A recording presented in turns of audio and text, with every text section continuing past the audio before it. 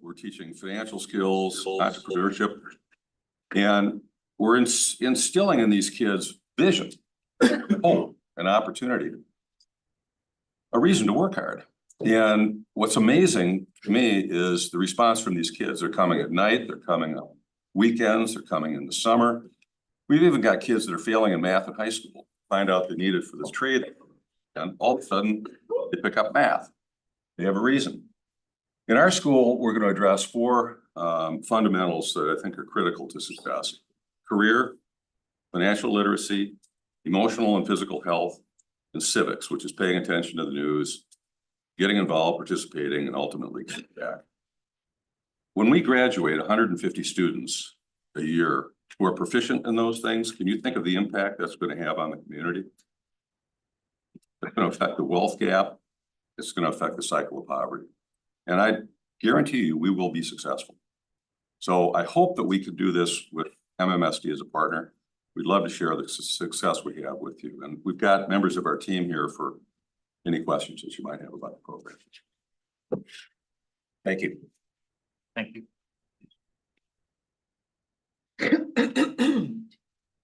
All right, I'll turn it over to Board President Nichols. Thank you.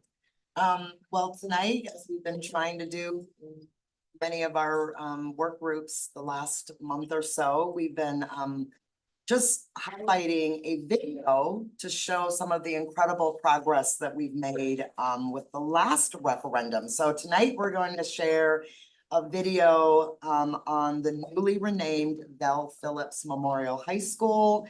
And these updates, of course, were made possible through community support through our 2020 referendum. Among the many improvements, Phillips Memorial High School has more than 46,000 square feet of new additions and more than 300,000 square feet of existing spaces that experience varying levels of renovation.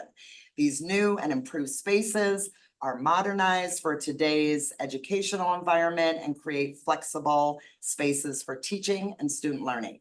Students can also more easily develop their interests and discover new passions. Examples include spaces such as our Career and Technical Education Wing, which features a state-of-the-art auto lab and construction lab. And with that, I'll go ahead and cue the video, or Jesse will. Thank you.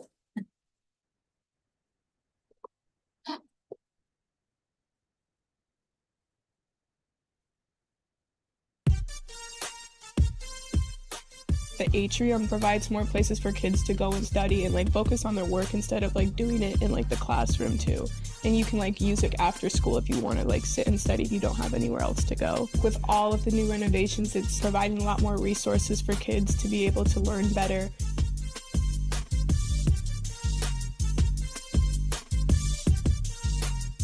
We got a newly renovated music wing, which was absolutely incredible, and it has become sort of like my new home away from home. I am grateful to the people who helped pay for the newly renovated music wing. It has made practicing so much easier.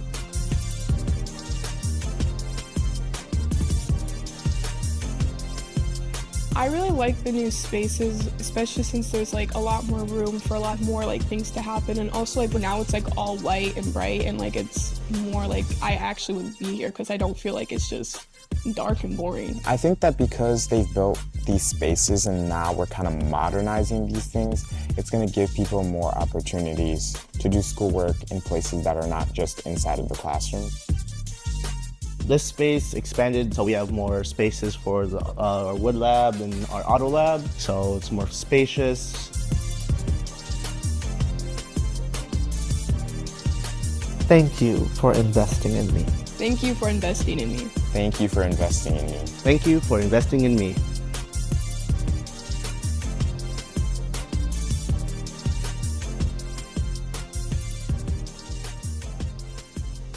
Love that. Oh, Chair Muldrow, one additional thing that I forgot to mention, through the renovations and the new additions, we also are ADA compliant with our ramps as part of the locker room and the renovation at Mansfield Stadium. And there are 2 new aluminum ramps that replace existing concrete ramps to make sure that we are following our ADA regulations. So lots of great things happening at our comprehensive high schools. Thank you for the time. I move to approve minutes from the instruction work group meeting dated August 5th, 2024. Second, Nikki Vandermeer. All those in favor, aye. Moving advisory vote? Aye. Motion passes 6-0. All right. We are now going to launch into a conversation examining our 2023-2024 school year academic data. All right, excellent. Thank you, Chair Moultrie, members of the board. Tonight, the team is going to share a snapshot of our 23-24 end of year data. This data cycle is built into our systems-wide review process and has already been analyzed at all levels of the system. And this is the board's opportunity to do the same. It's important to note that the data you will see tonight is just one moment in time, and it's important. But we also know there are many other ways that we measure the brilliance of our students. We are looking forward to sharing some of these data with you throughout the school year. The data tonight will allow us and me to set a baseline for our future progress, know we are doing well and where we must focus on improvement. It also provides or gives insight to identify our most urgent priorities. I'm now going to ask Assistant Superintendent Cindy Green to begin today's presentation. Thank you so much. Jesse, would you pull up the slides, please? While Jesse's pulling up the slides, I also have my colleague Beth here, who is our Senior Executive of Research, Assessment, and Improvements. I had to study to make sure I got the right title. Just kidding. So she is going to co-present with me tonight. If you can go to the next slide, please, Jesse. Thank you. As always, we start with our strategic framework goals. Every child is on track to graduate, college, career, community ready. Our district and every school in it is a place where our children, staff, and our families thrive, and African-American children and youth excellence. As we go through the data tonight, you will see how we're uplifting all 3 of these goals. In addition, our core values that you can see on the screen right here. And next slide, please, Jesse. So grounding in how do we improve? As you have seen, this is a standard approach that we have been focused on, and we've really been kind of narrowing this to 3 guiding principles. We know improvement does not happen by accident. Great organizations know how to get better.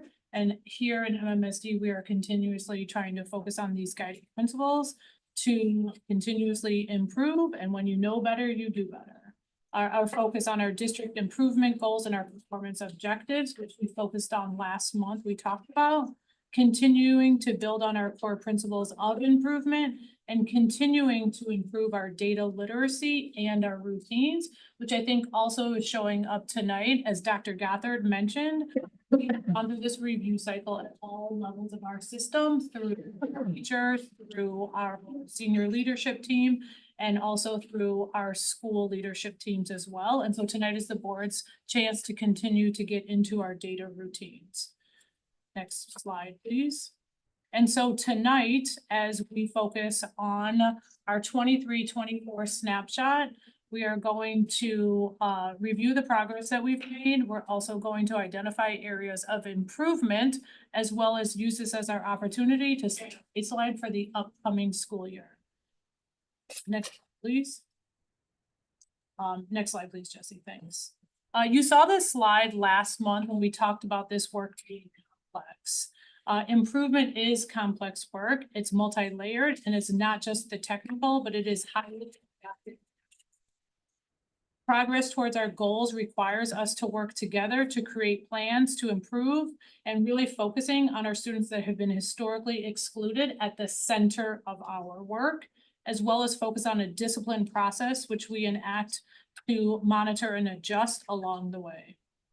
Just like we ask our schools and all of our departments to plan for improvement, we at the district level are engaging in that same process with this predictable data. Dr. Gothard mentioned this is one set of data. This is not the only data we look at. We have other ways to measure brilliance, but this is an important set of data that we want to focus on to set a baseline. With that, I am going to turn it over to Beth Vade, and she's going to do a deep dive into our snapshot.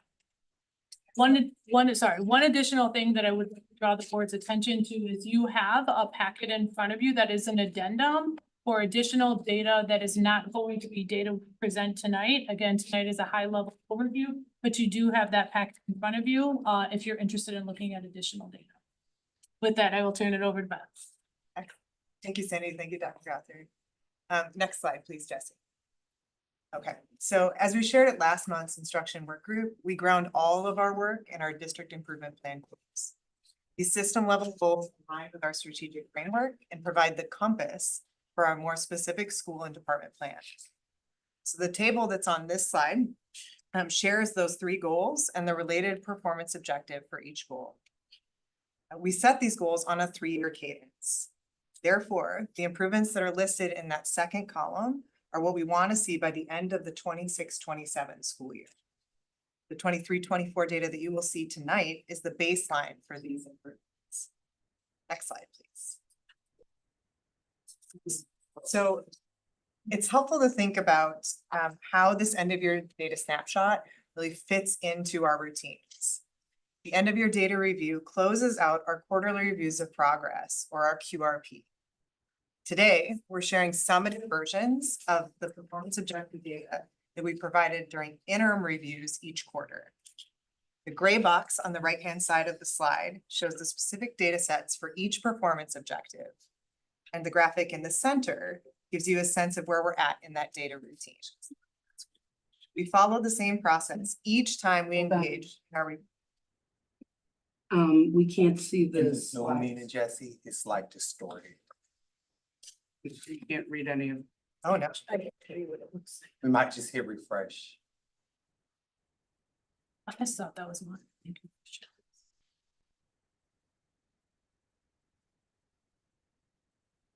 I couldn't read it, I'm sorry. No, no. Oh, all good. I'm glad you paused me.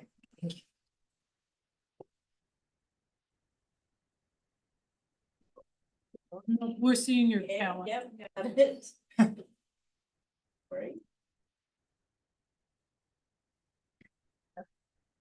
it. There you go. That's it, Thanks. and now I can see it much better. Thank you so much. Thank you, All Board Member right. Vandermeer, Yeah. for sharing that. Okay, so the gray box on the right-hand side of the slide shows those specific data sets for each performance objective. And then the graphic in the center gives you a sense of where we're at in that data routine, so that year-end space. As Cindy mentioned, we follow the same process each time we engage in our review of progress. We first review our results with district senior leaders, then with school leaders, then with central office leaders, and then finally with you, the board. For quarterly reviews this past year, we provided that information to the board by a weekly update. Today, we're going to share the end of year data snapshot. In addition to the slide deck, you have provided that data addendum that Cindy mentioned that has complete end of year data by performance objective and by student group. You can also access that addendum through the hyperlinks in the slides. Keep this in mind, as the data that we present today has limits for what it can tell us. It's a moment in time and only one way of capturing our students' brilliance. The data today also does not include measures for grades 4K through 2, as last year we had mostly formative data for achievement in those grades. Even with those limitations, this data is a piece of a puzzle to understand how we're doing as a system, and we will fit more pieces together as the year goes on. Next slide, please. So when we look at our end of year summative metrics, 4 main points emerge. First, we see that changes to the forward exam have created new baselines in literacy and math for students in grades 3 through 8. Second, we see similar rates to last year, college readiness in literacy and math for students in grades 9 through 11. Third, we see continued high rates of students completing high school in 4 years. And finally, we see more students attending school at a rate of 90% or better for the year across all grades. Next slide, please. Okay, just to orient you to how we've set up this slide and the rest of the presentation, each slide will focus on one performance objective. So literacy, math, high school completion, or attendance. On the slide, on the left-hand side, you'll find findings listed in bulleted text. We include the overall, as well as results for students who identify as Black, students with IEPs, and English learners. These groups are the groups that our schools most frequently set targeted goals on in 23-24 and align with our strategic framework focus on Black excellence. The teal box on each slide links to that data addendum, where you can find disaggregated results for all student groups. In that addendum, the percent of students meeting that goal by group, as well as the number of students that percent corresponds to, i.e. the numerator, in the text below the percent. The bar graph on each slide shows the results for the last 5 years when they're available, with 23-24 results to the furthest right and in the darkest purple. So, to measure our results in literacy and math in grades 3 through 8, we use the state forward exam.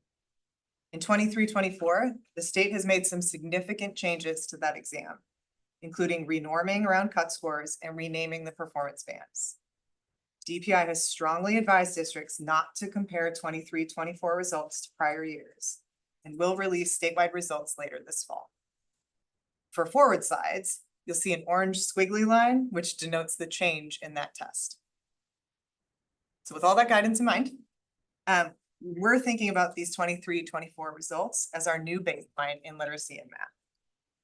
For literacy, 47% of our students overall tested proficient, which is that combination of advanced and meeting in both grades 3 through 5 and 6 through 8. 14% of our students who identify as Black, 17% of our students with an IEP, and 22% of our English learners tested proficient in grades 3 through 5. And 14% of our students who identify as Black, 16% of our students with an IEP, and 28% of our English learners scored proficient in grades 6 to 8. While the forward exam is truly a snapshot in a student's learning, it is worth noting that we have really high participation rates on these exams. 94% of students in ELA and 96% of students in math took the exam last year. Next slide, please. For math on forward, 45% of our students overall tested proficient in grades 3 through 5, and 41% of our students in grades 6 through 8. 12% of our students who identify as Black, 18% of our students with an IEP, and 23% of our English learners tested proficient in grades 3 through 5. And 8% of our students who identify as Black, 14% of our students with an IEP, 23% of English learners tested proficient in grades 6 through 8. Next slide, please. So in high school, we use the ACT and the pre-ACT as our metrics for literacy and math. The good news here is that those tests remained relatively stable, so we can compare trends over time. That said, we have 2 years of pre-ACT data available, as MMSD adopted that exam for grades 9 and 10 in 2023. That's the 2 years on the slide. Overall, 38% of students in grade 11 tested college ready in ACT reading last year. This result is stable from 22-23, but also denotes a 5-year declining trend since the onset of COVID, a trend we not only see in MMSD, but we see nationwide. 7% of students who identify as Black, 17% of students with an IEP, and 18% of English learners tested college ready. For pre-ACT, 48% of our students tested college ready in grades 9 and 10 in reading. This rate is an increase of 3 percentage points from 22-23 for both grades 9 and grade 10. 16% of our students who identify as Black, 17% of our students with an IEP, and 26% of English learners tested college ready in reading. For these two tests, we do see a slightly lower participation rate than forward, ranging from 76 to 82% across the 3 grades. Next slide, please. When we look at math, we see a similar trend of stable rates, albeit lower than what we see in overall. 28% of students in grade 11 scored college ready on ACT math. This result is stable from 22-23, but again denotes that 5-year declining trend we see nationwide.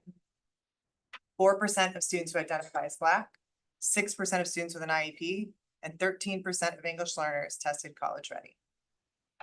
For pre-ACT, 35% of students in grades 9 and 10 tested college ready. While that overall rate has been stable the last 2 years, the ninth grade rate decreased by 1 percentage point from last year, while the 10th grade rate increased 2 percentage points. 6% of students who identify as Black, 10% of students with an IEP, and 19% of English learners tested college ready. Next slide, please. So we want all students in MSD to graduate college, career, and community ready. And our 4-year completion rate is one metric that helps us know if we're on track for that goal. For this district performance objective, we use the DPI's cohort calculation rate. Those rates are always released on a 1-year lag. So our most recent data and what we can report on here is for the class of 2023. Overall, 89% of students completed high school in 4 years in 2023, just similar to our rate for the class of 22. This rate continues an upward trend from high school. 82% of students who identify as Black completed high school in 4 years, which is up 2 percentage points from the class of 22. 60% of students with an IEP and 84% of English learners in the class of 23 graduated in 4 years, a slight decrease after a 5-year high in 22. Next slide, please. And finally, student attendance is a key performance objective in how we measure how our schools and students are thriving. For students to learn, they have to be available to learn and in school. Overall, we see improved to 90% or better attendance across all grades in 23-24. As a reminder, this performance objective is built around the state's definition of chronic absenteeism, which is defined as students attending school less than 90% of the time. That's a different metric than habitual truancy, which is the state defines as a student attending less than 84% of the time. For our district improvement plan, we focus on raising the percent of students who are not chronically absent, meaning the students who are attending school 90% or better over the course of the year. We see consistent increases overall in 90% or better attendance since 21-22, the year after we returned to in-person school. Overall, in 23-24, we see 70% of students attended 90% or better, up 3 percentage points from the prior year. Elementary, middle, and high all increased their 90% or better rates since 2022. 53% of our students who identify as Black, 62% of students with IEPs, and 67% of English learners attended school at a rate of 90% or better in 2024. While we need to keep pushing these rates to go up, this trend is a really great one for us to build on as a system. And with all those numbers, pause there, we can discuss. Board Member Vanderbilt. One is question, Ash is on question, suggestion. We not use the dark purple as it's hard on screen readers and hard for individuals with visual issues to see something that dark and it just doesn't show up very well. Sorry for the criticism, just Okay. one of those things. I'm worried about the drop on the drop for college math, especially 6% of IEP students. Do we understand why the reason is that they're college ready? I can start with that response. We spent one of the welcome back days with all of the high school teams looking at the skill analysis bands in ACT, which was one of the first times we've had groups come together to do that analysis. From that analysis, they were really focusing on which components of math are the ones that students are struggling with, to begin to think about how they're doing targeted instruction. In addition to that, we have seen at the middle school level, areas of geometry seem to be where students have the most challenge. And so we are starting this year with a pilot at Sherman Middle School in partnership with UW, doing a tutoring program for middle school students, 6th, 7th, and 8th grade around 2 components of geometry, because that seems to be one of the areas. In addition to that, I would just say post-COVID math instruction we lost a lot of momentum, and we are starting to focus on the use of core materials again, the use of our interventions, targeted interventions, and leveraging our tutors better. But I think those are just a few areas of what we've seen in terms of some skill gap. I appreciate that as someone, and I'm not ashamed to say this because I've said it before. As someone who had an 11 in the ACT in math, due to the fact that I have serious dyscalculia and geometry was an absolute nightmare, I absolutely think that the targeted intervention, especially in geometry, will probably be incredibly helpful because of the spatial components where my problem, because you can't see the spatial, then it's hard to. I think we'll learn a lot to see how to scale. I think that's excellent. And those were my only two questions, Chair. Thank you. Additional questions from board members? Member Moser. First, thanks for this. I'm excited to have the baseline and to have the 3-year view. Hoping for no more global public health interruptions. I have two questions and 3 questions. I have 2 that are like super technical. For the attendance metric, I remember some number of months ago, we were talking about different attendance codes and like the way schools were using that. This is like students who are missing school for any reason. Okay, cool. Including excused absences. Correct. That's the difference between habitual truancy, that's only unexcused. Right. Chronic absenteeism is if you're excused or unexcused, but based on that percentage, yes. Great.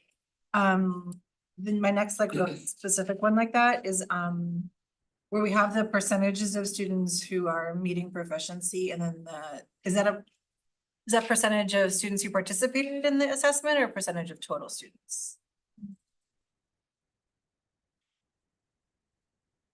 So it's a really good question. I don't want to misspeak on this one, so let me get back to you. Okay. I have a hunch, but I know I can get that for you. Okay, great.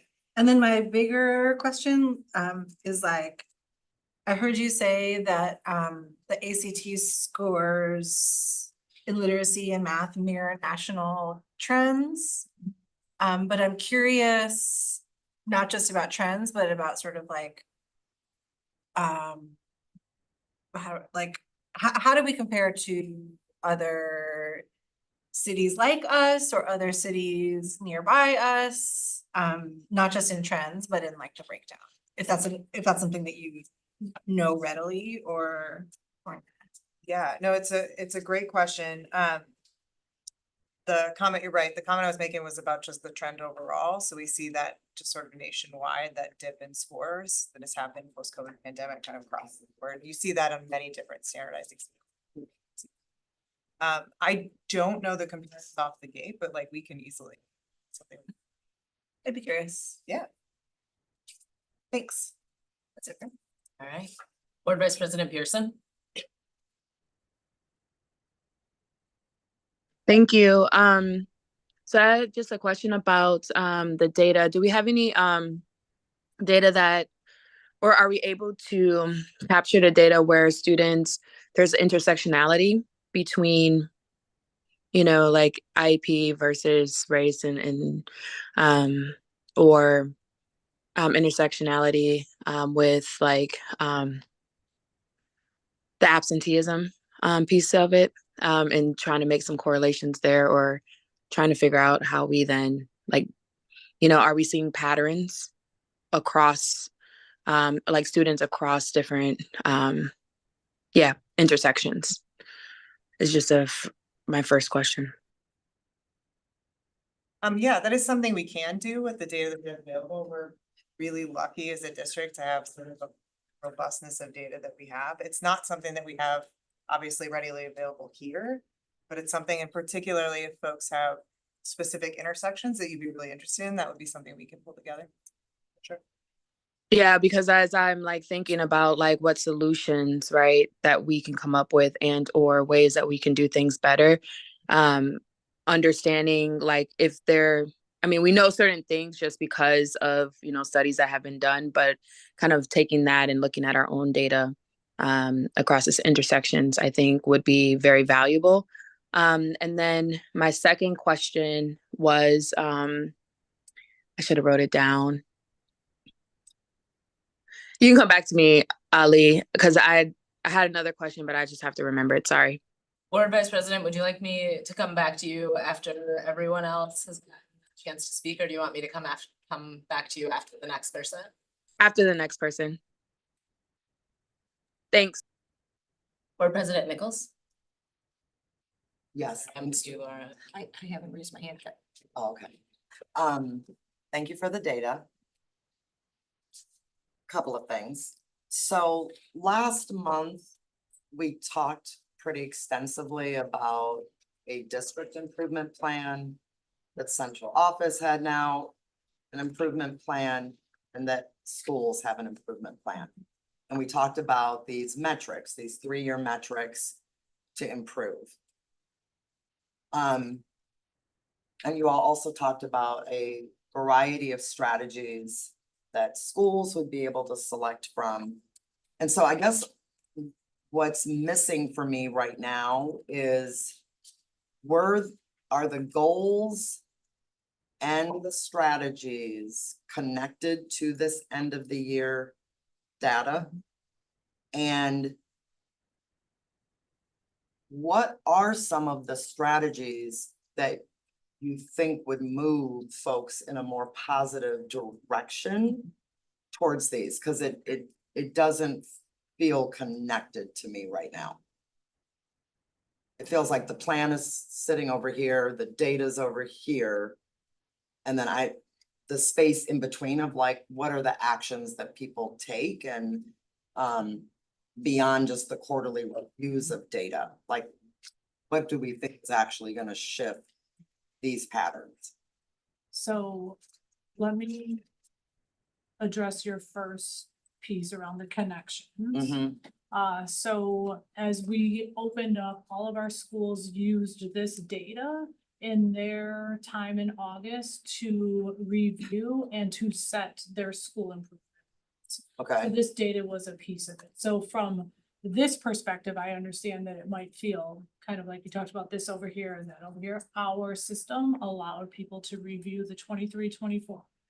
There's Okay. school-specific data, right, in all of these areas, and then either adjust their strategies that they had and or keep their strategies based on how they closed out last year and the progress they were seeing. So I can give a few of those examples. The same thing for our district improvement plan in terms of how we are setting our strategies as a system is all based on what we have learned and our analysis we've done from this 23-20. Okay. But I can understand how it could feel disconnected based on the way we maybe talked about it here. Specific strategy examples. I'll talk about some system-wide ones, and then I'll give you a couple school specifics as best as I can. And we can follow up with a more detailed brief if we need to. But a reminder to the board, a huge investment we made this year that we believe is a key strategy to the improvement of early literacy is the smaller class sizes at kindergarten at our school. That smaller class size, we believe, is essential to do some of the targeted skill work and the small group work necessary to build the foundational components of literacy. In addition to that is the continual expansion of full day 4K. So I think those are two examples of system-wide literacy approaches. In addition to that, the continued focus on the science of reading and how we understand the teaching of reading, both through the materials we purchased as well as through letters for all of our teachers, is part of our universal component. These things are still kind of in the infancy stages of implementation, so we believe those are universal. In addition to that, this year, every one of our school leaders is going through training, what's called letters for admin. So the leadership component of their literacy learning as well. Some specific school strategies are focused around their targeted student groups in terms of skill development at the elementary grade. So again, how they're thinking about small group instruction, what interventions they may be using, how they're using their interventionists, as well as our elementary schools of hope tutors are now being aligned to our schools that are identified as ATSI. So we're trying to also push our resources to our schools that have been identified to need the most supports. That's a couple examples for learners. Mhm. I mentioned one very specific example that we're testing out in middle school for math with a partnership with UW. At the high school level, we have a couple literacy strategies that a few of our schools are engaging in. At the ninth grade level, we have some teachers that are going to start exploring a double block of literacy or a more intentional literacy focused approach to continue to, one, identify students that are coming in that are not proficient, and two, that need additional literacy skill development in addition to kind of their overall coursework that they're having. And then we have one school that's testing out what we're calling a ninth grade academy, where they use predictable data from middle school to identify a small group of students that need more wraparound supports, and will have more of a contained set of coursework for part of their day to really build some skill. So those are two examples at the school level around strategies specific to literacy. Okay. Let me just pause to see if you want me to name some attendance ones, or if that just helps with a little bit of That's- paints a picture. That's super helpful to Okay. hear more of the specific strategies that are in play. I'm wondering, can you remind me, I know that when we have talked about literacy at the elementary level in the past, we have talked about screeners that were predictive. Mhm. And that predictive, kind of assessments were used to then target the instruction. Do we have something similar at the middle and the high school? It's a great question. So just a reminder to everyone at elementary, we have screeners in literacy, biliteracy, so in Spanish and in math for all 32 of our schools. Okay. Those are happening right now. Our schools at the end of September do an analysis to really identify who needs interventions, who needs more of that skill block, et cetera. At middle school, we have that for literacy. Our biliteracy are students that are Spanish language arts and DLI, and in math as well. Okay. Those are required 3 times a year now for all of our schools. If you remember, we used to have an optional mid-year window, and we have moved back to the requirement of 3 times a year. At the early grades, we have to do that because of Act 20. We believe it's essential to really be paying attention more to our progress along the way. Mhm. And at high school, currently, we have a literacy screener that we use. We do not have a math screener. We're using the pre-ACT data as the students roll up to the next grade as part of our kind of package of data that we'll look at the high school level. Okay, that's super helpful. Can I just clarify one thing, just as important? For high school, it's for grades 9 and 10. That's Okay. what- Great. So,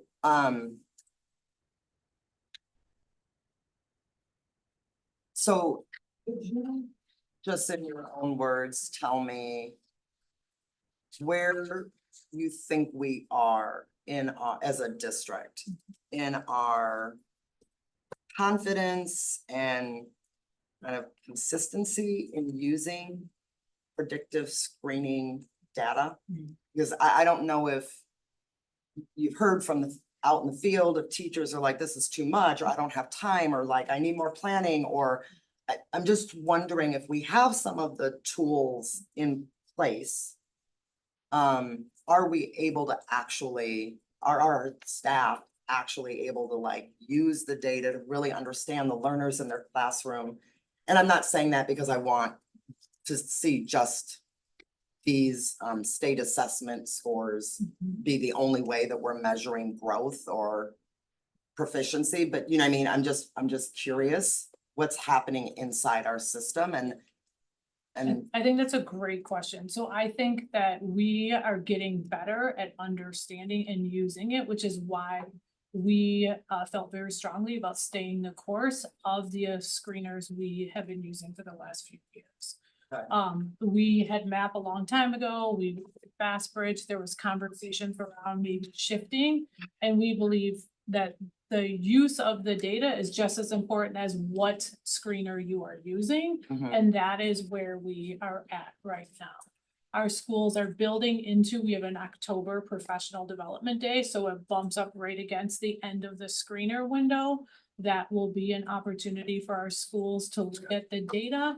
And we are trying to now do a better job of having the aligned intervention and or supplemental resources to support what the data is telling us.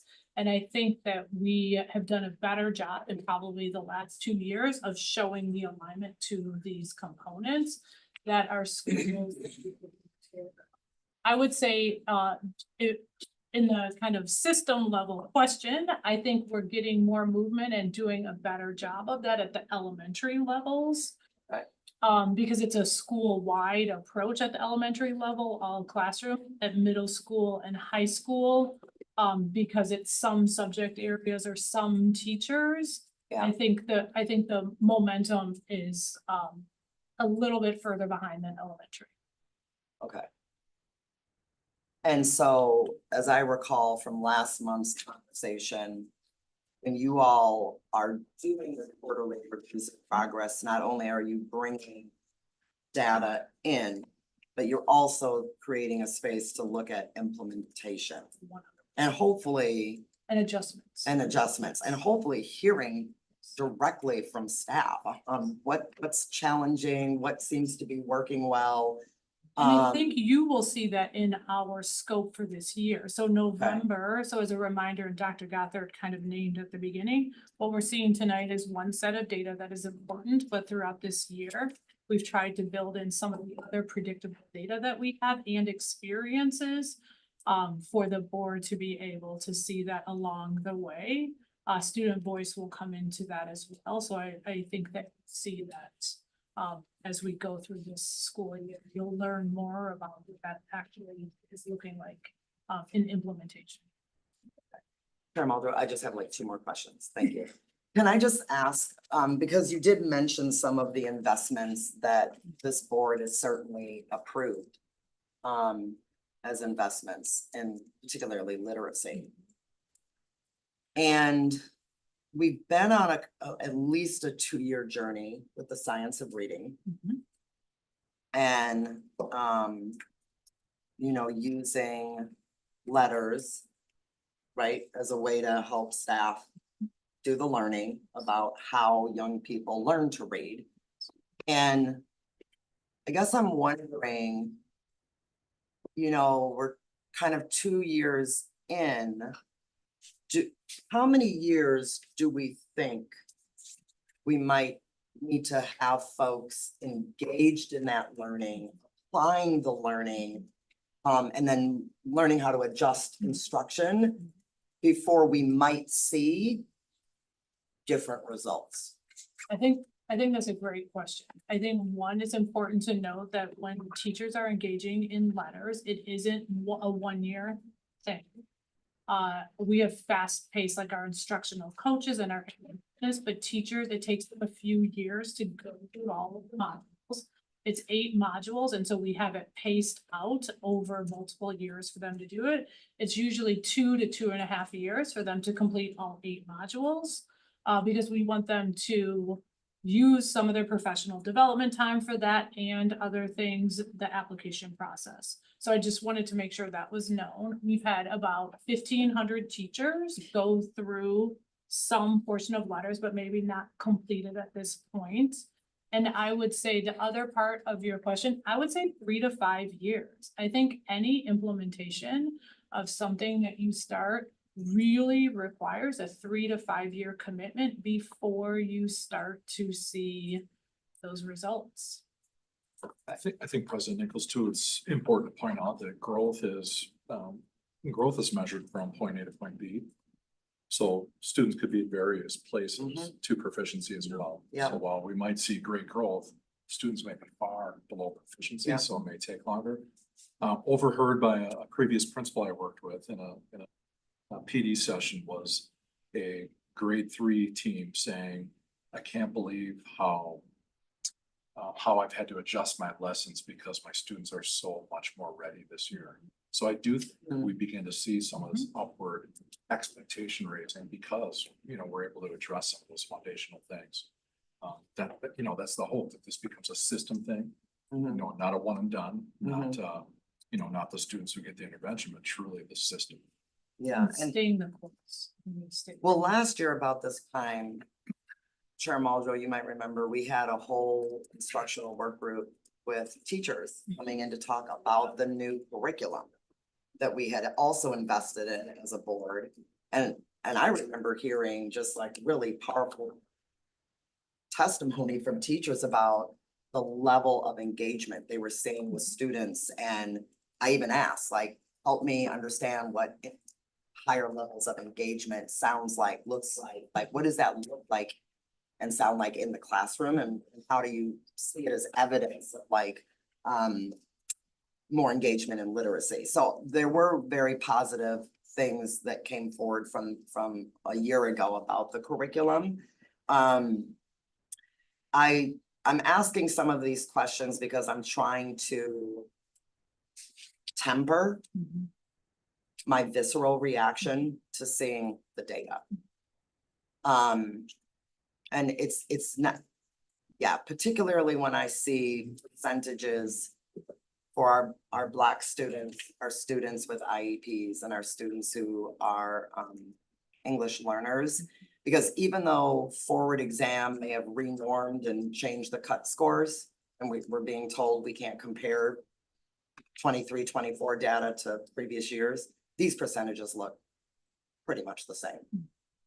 You know what I mean? So I'm trying to ask the kind of questions about what we think we know might actually affect change instead of just focusing on a 1 point in time test score. And so I do have one data related question, which is in the addendum that you all provided. I appreciate the percentages and then the actual numbers of students, and I just want to make sure that I'm reading the addendum correctly. So for instance, when I look at math pre-ACT 9 through 10, or ACT 11 math, I'm sorry. Okay, and I look over and I see, I'm just gonna focus on Black students, okay? Yep. And I see in 23, 24, 4%. That's 4% were meeting the ACT college readiness. But then in the parentheses, it says 9. Yep. So that's 9 students who identify as Black across in grade 11 across the entire district, or 9 students who identify Black who took the test, who took the ACT that day. Yeah, this is. And the only reason I'm asking is like this, previously when I worked in MMSD and we used to hold an African-American parent night, we were oftentimes looking at the state test scores. Yep. And then you get the percentages, and when you break the percentages down, it would be like, and by the way, there's like 236 students, Black students in 3rd grade. And it was always kind of like cognitive dissonance for folks, like, wait a minute, we're at 14% proficiency and you're telling me there's only 236 Black students. So it didn't always seem to resonate around the disparity and the urgency, right? So can you confirm that was, or maybe not tonight, but I'm just, Yeah, the N of students has remained relatively small, but it just seems hard to believe that across the entire district, there were 9 juniors that would identify as Black. The Yep. whole district? Yep, so here's what I can confirm for sure, and this gets back to board member Mosner-Feld's question as well. So the way you read what's here, essentially that 4%, the 9 is the count of that 4%, so it's the numerator. Oh, It's not the denominator, so it's not that we have 9. Oh, students like okay. Black in grade 11. I'm glad you said 9 that. students hit that bar. What I need to confirm as the question is whether that's 9% of students taking the exam or 9% of the total population. I Okay. do know that ACT rate, and we're talking again in that like 70% give or take, depending on the group, is taking that exam. It's as high as 82, it can go a bit lower. So it's not every student who takes the ACT, but it's a significant portion of our students who do. Mhm. But I can get that exact, is it the percent taking? Okay, I'm so glad you clarified that. That's the numerator. Okay. Yes. And then we do have a district-wide ACT day. Yes. State. And so the students who are not in 70% who take the ACT, is that, those are students who are opting out, or are those students who aren't taking it on the ACT day? Or do we, or there are students who might be in some of our alternative programs that aren't available? Do we know about the students who aren't taking the ACT? So one, all students regardless of program still receive access to the ACT on that day, whether they're in an alternative program. Okay, thank you. And there are some students that take an alternative assessment for that day. But then it is students that are opting out. At the high school level, what I don't remember, we have to clarify if students are able to opt out on their own, or if at the elementary level, parent has to fill out a form. I don't know that answer, but it's students that are not taking on that they require. A reminder that there are other days that students can retake or take the APT throughout the year, but the data we are state. Yeah,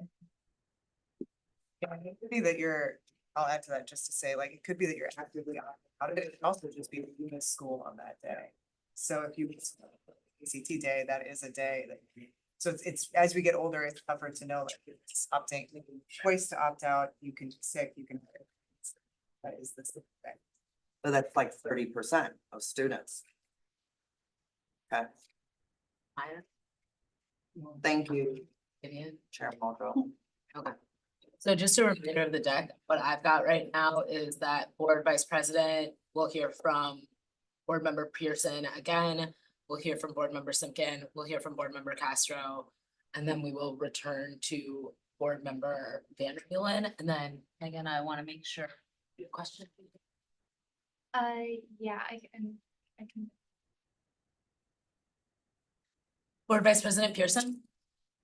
My question was actually answered. It was about the return on investments that we were making, and how we are seeing that. So thanks, Board President, Michelle, for answering or asking those questions. They was spot on what I was at. Okay, bye-bye. Right, so I am wondering, I've heard recently that DPI has changed their descriptor for proficient to meeting. And I'm wondering, when I'm looking at the forward exam scores, have they also changed what the definition is then of proficient / meeting is now a lower standard? When I put all this data together, I guess that's what I'm interpreting it as. Yeah, it's a good question. You're right in that they have changed essentially what those categories are. So what you see here that we talk about as proficient is both the meeting category and the advanced category. Similar in the past was those top 2 bands. Same thing, they have different names now to have. But it's not just that the names have changed, it's also that all those cut scores and the norms have changed around those cut scores. So they've essentially, I mean, in many ways, they've made a new test. It has different scales, it has different cuts, it has sort of a different look to it entirely. And until they release the data statewide, there's really no way for us to get kind of under that hood and know exactly how it looks across the board. So I think we'll learn more later this fall. I don't think we know enough now to know whether that standard has been raised or moved, other than the cut scores have moved, but how that has, things that we'll find out later this fall. Okay, so I'm gonna ask my next question, knowing that you're not gonna have an answer. Okay. And that it's based on an assumption. Yeah. That the norms or that it are now being scored based on the comparative data between in this set that you gave us. How are we as a district gonna work to protect our against lowered expectations? Is my question.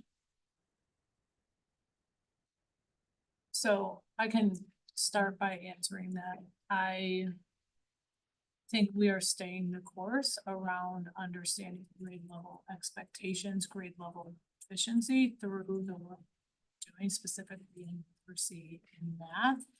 I think this is one moment in time that we will check to pressure test how we're doing, but I don't think this is going to drive our shifts in terms of their categories, our categories in terms of students being on grade level, college, career, community ready are gonna stay the same. That's my short answer. I don't know where DPI will, how these definitions are, but I think regardless, that's the approach that we have and will continue. And board member second, I think too, we want our students here every day.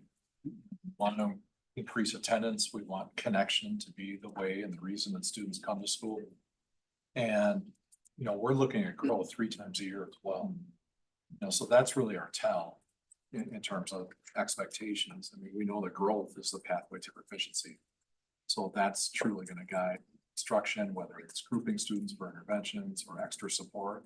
I wanted to point out as well, just really quickly, that a lot of the community partners I've talked to as well have really made a commitment to understanding how does Act 20 impact the way that we're delivering our out of school time support and interventions as well. And it's really good to hear that there's this urgency on their part too. They want to get it right and be a complement to the school district, not opposed or against, the work that we're doing too. I think that goes to one of the universal strategies around our partnerships and training and alignment with our community, what happens outside of school, and even during the school day from some of them. Yep. I appreciate that. I feel like if the state is lowering expectations, it's just gonna take a regular vigilance on our part to make it. So I appreciate it. It's not the radar. Not the first time this has been done. Back to the WKC days, and you kind of feel like now we're starting over. And as we said, this is our baseline. We're going to work as hard as we possibly can to put children where they are and help them grow and achieve. Thank you. That's all. Board Member Castro? I have 3, maybe 4 questions. The first is, can y'all speak to how you'll go about like investigating to get a holistic view why the data is the way it is with the new baselines? Or go about investigating any apparent trends that we can compare with the ACT or with the attendance stuff? So I think we've done that with our schools and here centrally through our Leadership Institute that we had at the beginning of the year. Our schools did their own analysis to see where they were making progress and also positive root cause as well as areas of improvement, and that's where they adjusted. Here we met, and Beth can talk about this more specifically, but we met across departments to do the same type of analysis to see where we're seeing pockets of success with schools, pockets of success with certain student groups, what we can learn about strategies are. So I think that work happened for us in end of July and August to be able to do. Yeah, and I think specifically when you take something like forward, right, where the baselines have shifted and we're trying to make sense of it. we have kind of two different approaches that we're thinking about right now. One has been to think about where the test change for everyone, where do we see schools or different sort of pockets in the data that really look like promising results, and pulling those out to think about what that might be. So having a good sense of the data overall, and then seeing sort of those outliers to the right and figuring out what those may be. And digging in with our department heads, digging in with those schools to really get into what that can look like. The other piece that we're doing is we're really eagerly awaiting, I'd say, to see when the statewide data comes out. I think that will help us get a better sense of what our results look like compared to our peers in Dane County, compared to the rest of the state. And will give us a sense, particularly what these trends look like not just in proficient, not proficient, but I think both across bands. So you have some sense of how kids grow over time. It's really hard when we're looking right now with the change test only at ourselves. But once that state data becomes available to everyone, we have this really excellent opportunity to both contextualize what we have, but really in the right sense, like these are our kids throughout Madison, to work with our peer districts, to work with our partners in other research offices and think about this sort of together with you guys. So the hope is that work will come once they sort of lift this period and we're later in the fall. Yeah, thank you. Second question, as hard as it can be, to isolate one thing that impacted something.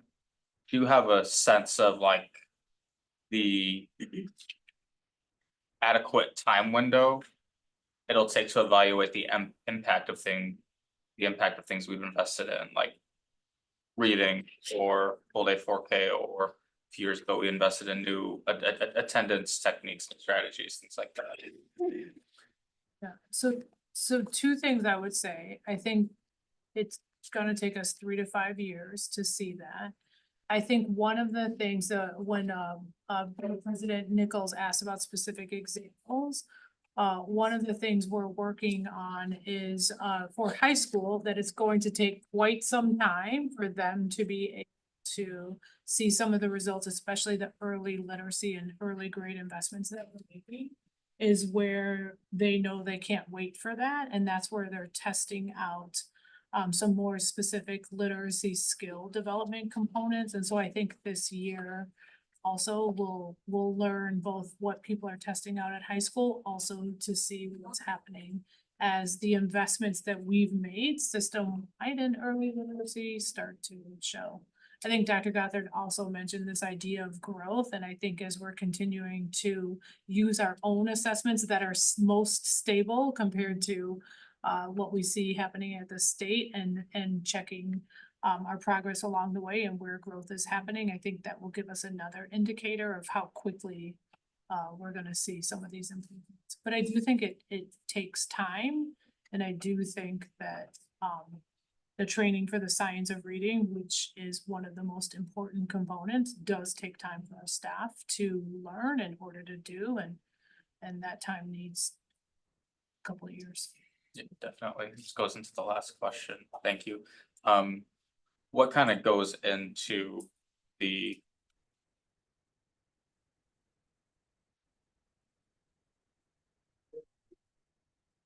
growth estimates, whether on a school by school level or district level, like internally? And then I'll just comment, making sure that those are always aligned with our budget decisions. Let's start on. Yeah, sure. So it will depend, obviously, kind of based on, assessment by assessment. A lot of our assessments have those kind of built into the system. So we don't have to calculate those. They come with measures of growth, because that's really what they're for. They're for being able to track progress over time. It's trickier with these summative assessments like the ones we've done here. They're just not made to do that on that level. So we can kind of do a little bit to look year over year, or we can kind of look school by school, but it isn't really where it is. I think your bang for buck with growth is really from these formative measures that we sort of reviewed in Q1, Q2, and Q3. I'll give just some concrete examples. So they set individual student measures, and they are developmental. So at the beginning of kindergarten, students have to come in and they have to know a certain number of their letters and their sounds. And then as they go throughout the year, those kind of benchmarks change with the developmental progression that students are supposed to have. And so that shows and gives every individual kid, if you only knew X number of letters at the beginning of the year, your growth target moves to Y at the end of the year. So you're seeing both developmentally where they're supposed to be, as well as individual progress along, which are really important for instructional decisions that teachers make. When we think about how teachers know moves, that is a really important piece.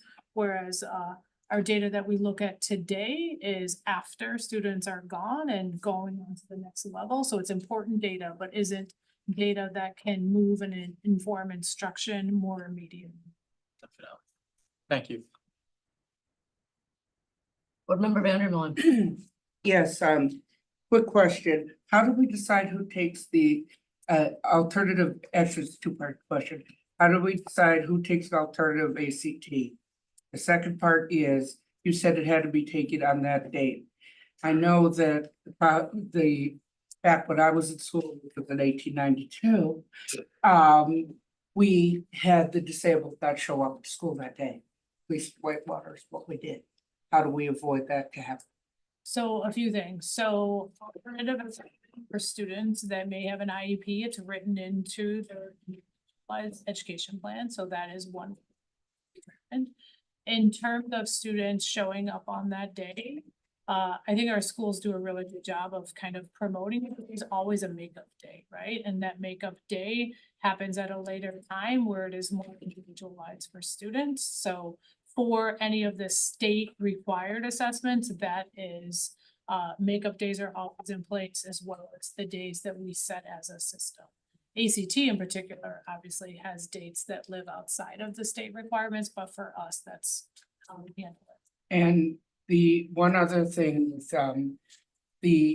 with the cut scores, are we, in law at least, you're allowed to have a floor, but not you can't go below the floor, but above the ceiling, which means Supreme Court, you can have higher laws, but you can't have more restrictions.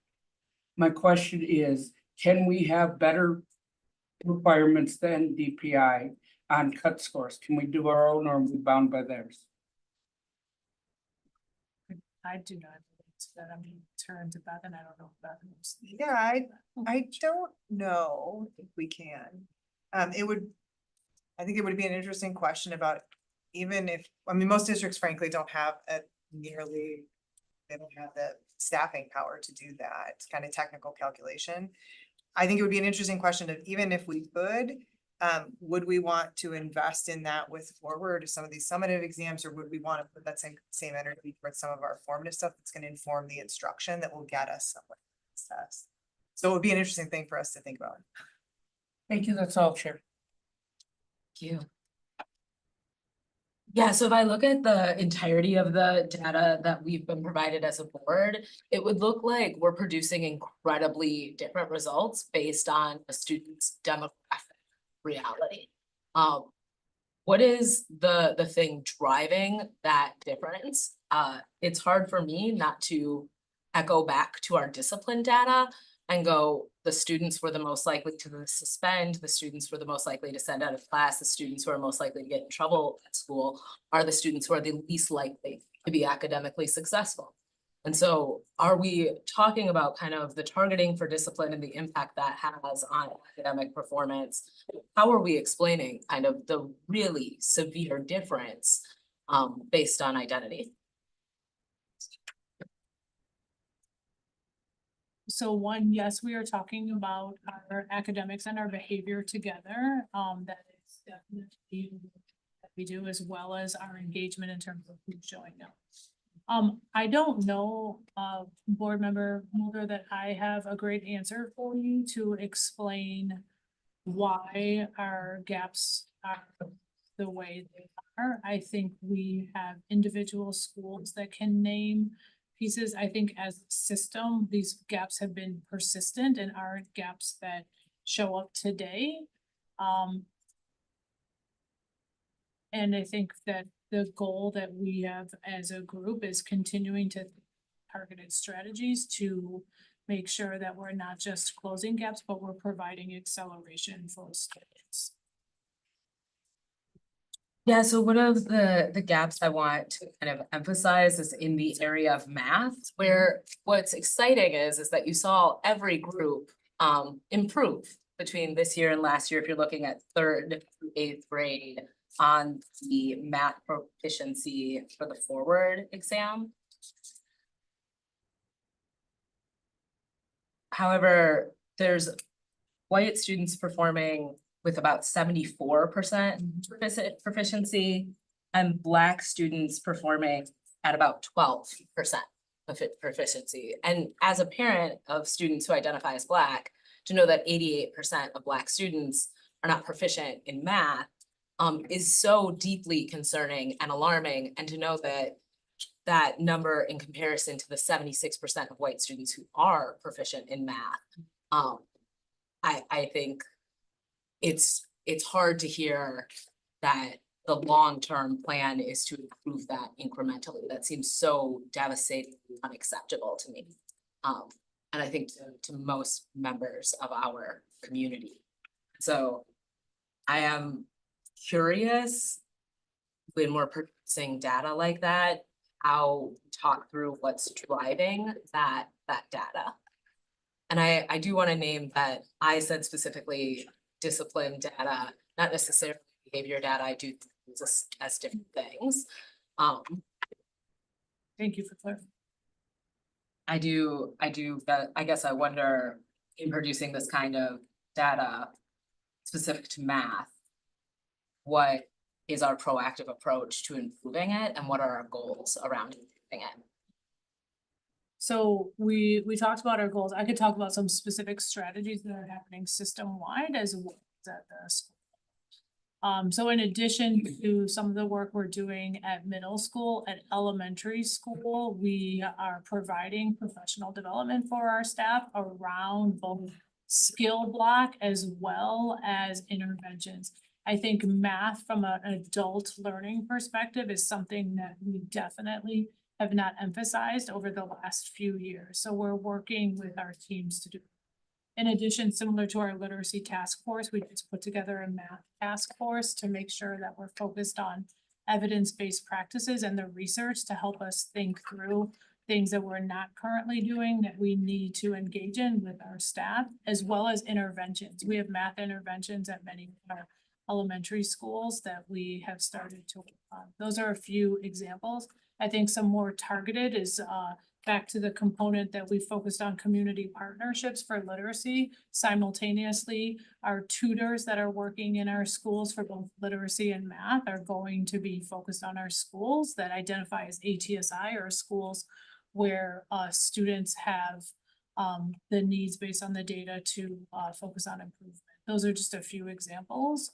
I think the other thing that is happening at the secondary level is we're really trying to improve who is taking what courses and how those course offerings are happening. This is a conversation you had before, and we have improvement areas to continue to do around the advising, but those are just a few examples. Yeah, I mean, I think the racialized dynamic is stark. I do want to acknowledge that in that category, you also have a gender breakdown, which reinforces some of the stereotype around who is better at math. Although I want to commend you all for including a non-binary category and acknowledging the performance of the students who identify that. I think the last question I would really like to ask is about kind of in terms of leadership, in terms of where we go from here. I wonder what are the gains that are realistic to make, and how do we kind of holistically look at the experiences of the students who are struggling the most academically, and adjust, you know, or the entirety of what's making their experience different than other young people.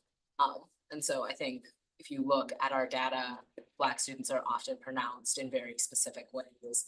And I don't think you can address some of that data without addressing it holistically. I don't think that you can produce different academic results for our Black students if you're producing the same discipline data for our Black students. And so how do we use this information to have a holistic approach to the areas in which our Black students are more pronounced and may need some level of adjustment in terms of our approach. So I think one of the things you're getting at is if a Black student is facing reprimand far more duration, it's much higher than their counterparts, it's likely to have an impact on their ability to engage in class. They're going to miss more school, perhaps feel more disconnected. Certainly self-esteem, how do I feel as a learner, is going to be impacted. So, we've talked about math, we've talked about literacy, about discipline, talked about attendance. We have to prioritize. We have to resource, discipline, and measure progress. And we have to stick to a plan. I feel right now in education, it feels overwhelming. I can sense it in your comments as well. It feels overwhelming. Where do we start? What are we going to do? And we have to pick very, very strong research-backed interventions, strategies, curriculum, and we have to stick to it. We just do. Getting staff hired, that's a major hurdle. To be more staff this year, that's one piece. But we have got to stick with our plan. We really do. And also monitor, be real, come back to you, like we said, quarterly and demonstrate progress to you. And then we have to look for schools or groups that are struggling. We have to go in and find out why. We have to interrupt it. I do not want to wait until next year at this time to say, I wish we would. That's not going to work. And, we've got to go in and find out. And again, not to be the big bad person that's going to come in and change. I want to support. I want to help people be their best, and make sure they have the resources. So, I think yes, it is going to be a long road. This is not the first conversation I've had in this very room in this district. And it's very frustrating to kind of come back and feel like we're in the same place. I feel this too, the visceral. One of you used visceral. Yes, I feel it. I said I was trying to temper I feel it too. myself. So let's hold us accountable. Demand that we are providing you answers that you can understand and help work with our community. We haven't talked about family engagement. We haven't talked about student voice. These are components too. In terms of what is the school experience like and what can we do to change that. Some of you in this room heard Karina, a student from on Saturday. She gave a wonderful reflection of what it feels like to be a Latina student in the school district. It's super reflective, and it made me think all weekend about how can we do better to answer that call.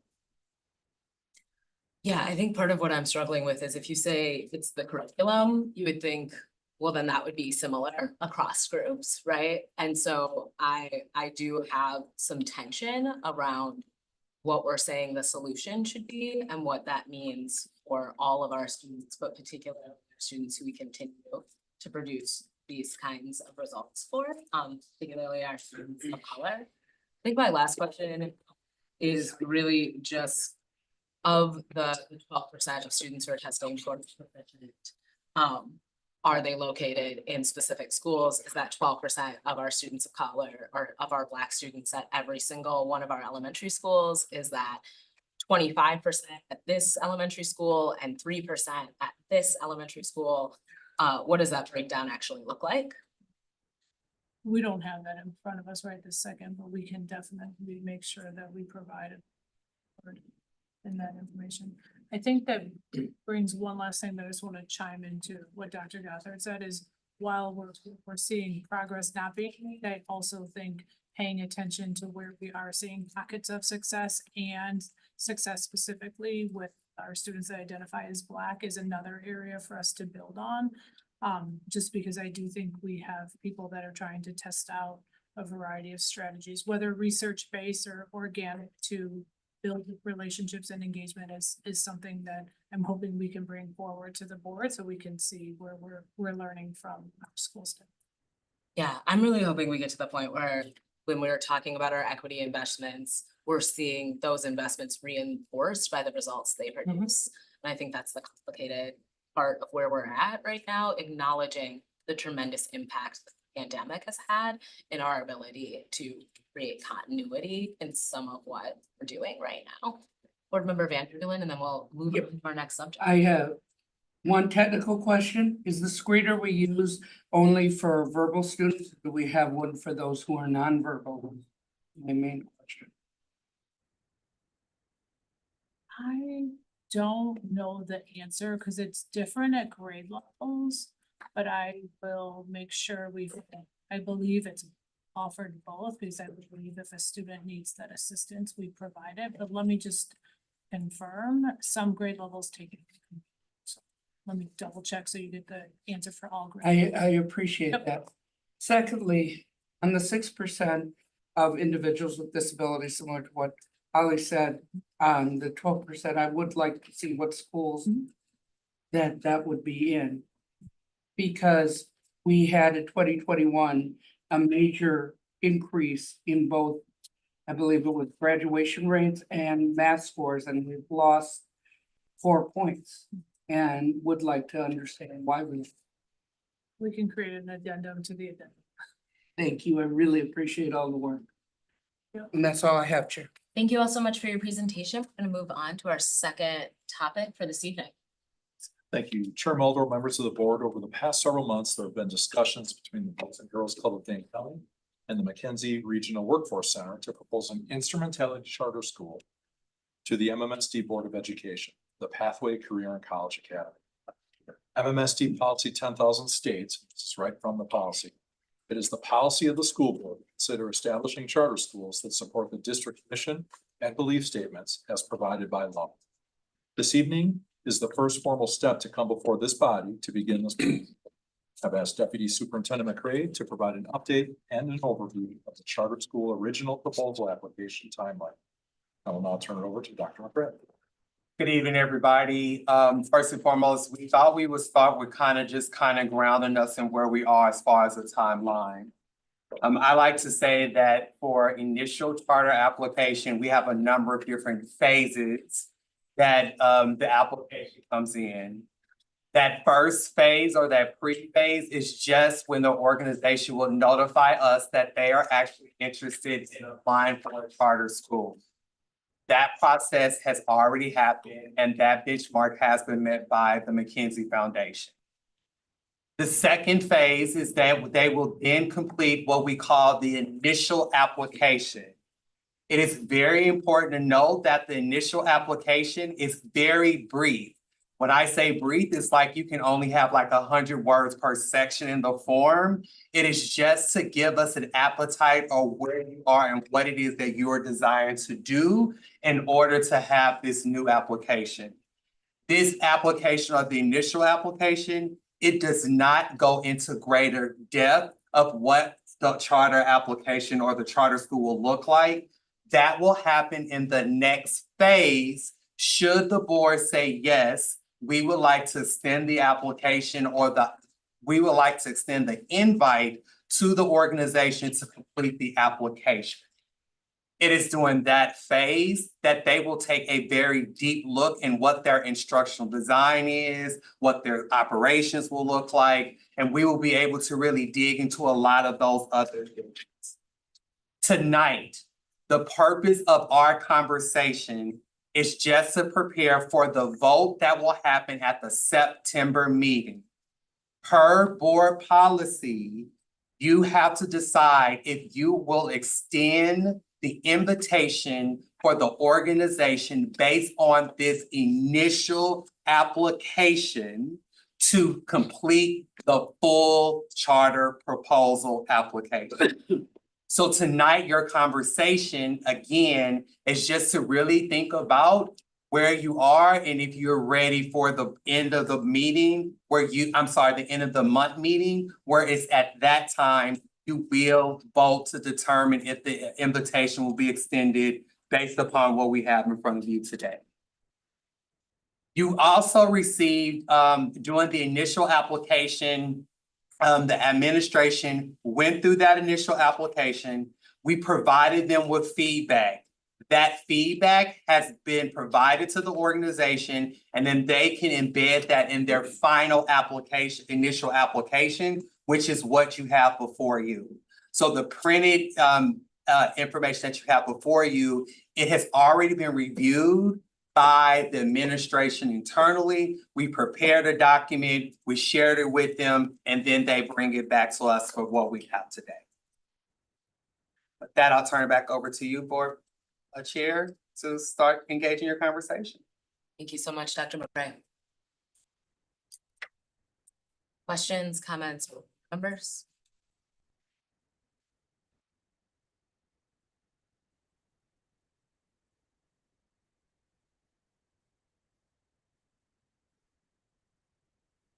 I'm seeing no.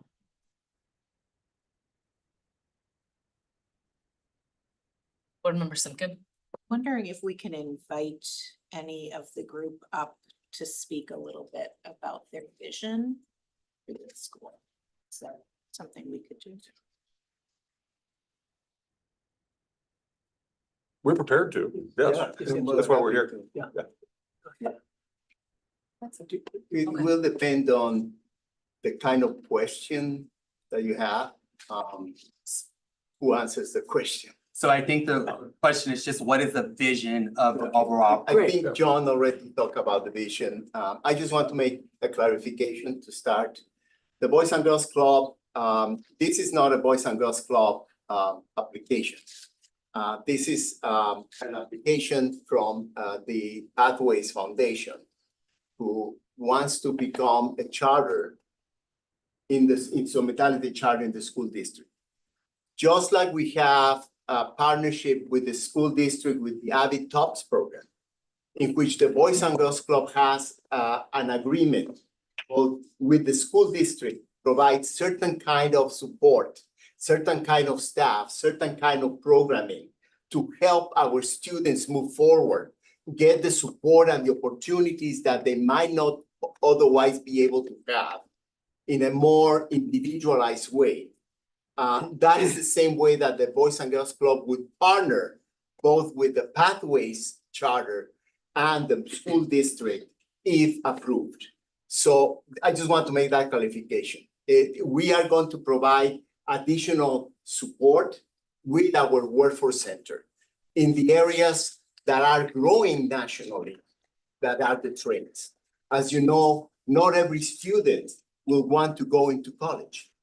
Avid Tops is a college preparation kind of program, as you know. So we get the students ready for college. But as the school district talks about being ready for college, career, and community, career is not just college. Career is many other opportunities. That's what we want to provide. Well, not we partnership with the Pathways Foundation and with the school district to give the additional supporters and the additional resources that we have. As you know, Avid Tops have been extremely successful on getting the kids where they need to be, kids that just need that additional support to be able to be successful. That's the same thing that John mentioned, they want to do with an instrumentality charter. I could certainly expand. 3 minutes, three minutes yeah. didn't give me a whole lot of time to talk about why we want to do what we want to do. I'm gonna give board members the chance to ask Sure. questions of Okay. both you and the administration directly. Sure. And so if board members have specific questions for the folks who are representing this Thank you. instrumentality charter proposal, Thank you. I have emailed my questions in, and TJ, can you please forward the document to them? Yes, that will be for, I can, just to clarify, I would just ask that our questions pertain to actual application. Because that would be important. So the questions that Nick has provided, those are questions that will be shared for them should they complete the initial proposal, and those will be shared. I just want to make sure that we're focusing on asking questions about the initial application that you have before you. yeah, I see Board President Nichols. So one process related question. If the board were supportive of voting in September for them to move forward with a more comprehensive application, that doesn't necessarily commit the board to approving the Absolutely. final application. But it would allow for the organization to continue its kind of build out of budgets and instructional design. And perhaps figure out where there may be ability to be instrumentality of the district or not. right? So, yes, so remember, what will happen is, once we get through this phase here, they will submit the full proposal, and then there are a number of different steps that we have to have. We have to have a public hearing in January. We have to do all these other things that's on the calendar. It will come back, the full proposal will come back to the board. The board will then vote on the proposal. Once the proposal is voted upon, then we will move to start working on the contract. So it is then, so the board can say, yes, we want to invite them to do the proposal, get the proposal, and decide not to move forward or to move forward. That will be at the will of the board when we bring it, the full proposal through in February. Okay, thank you for just clarifying the process. So just to get started, I think as I was reading the proposal and thinking about how would I want to vote on this in terms of extending an invitation or saying, thank you for your interest, but no, thank you at this time, right? Which is pretty much what your vote is. There are a couple things that I guess I want to just put out there. One of the things that I think was the most striking was in the opening paragraph that basically says that this organization has a preference to be an instrumentality of the district, but is very much prepared to go to the university to become authorized if that doesn't work out. And that stood out to me because I'm not sure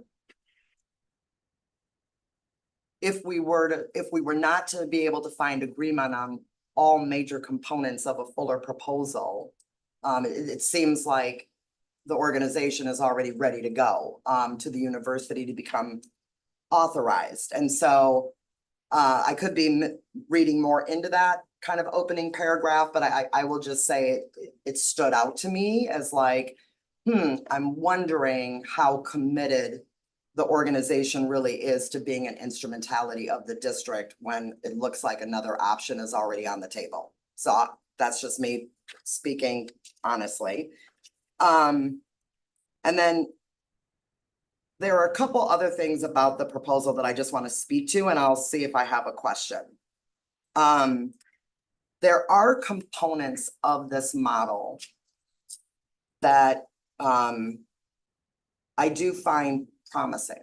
I think there is a movement just more in our country right now, and especially around kind of progressive education, about reimagining how you expand the walls of learning for young people and really thinking about how do we help young people find relevance in what they're learning, and how do we help them access high earning careers coming straight out of high school and not feeling like they have to go to a four-year college. And I do generally believe in that. I do think that there is power by bringing in career and business partners and really expanding the opportunities that young people have. I think there are a lot of young people in this community who also go to MMSD who would benefit greatly. I mean, when we had the chamber come to one of our district retreats some months ago, they talked about Madison becoming a tech hub. And that the growth in the technology sector alone, that, I mean, there are gonna be all of these amazing, high-paying jobs that don't require a four-year degree. They require you having real experience, maybe a certification, and opportunities to intern and get hands-on, get in there. So the aspects of this proposal that I saw that were tied to that, I think were really promising. What I worry about is I also noticed in the application that there would be opportunities to partner with our kind of our two-year schools, helping young people enrolled in their high school earn dual credit while they're in high school. And also, you know, kind of doing their more customized high school program. The worry for me is that we as a district have made an investment in similar types of programming. So then what I think about is like, we're investing in early college STEM Academy. We're investing in dual credit programming.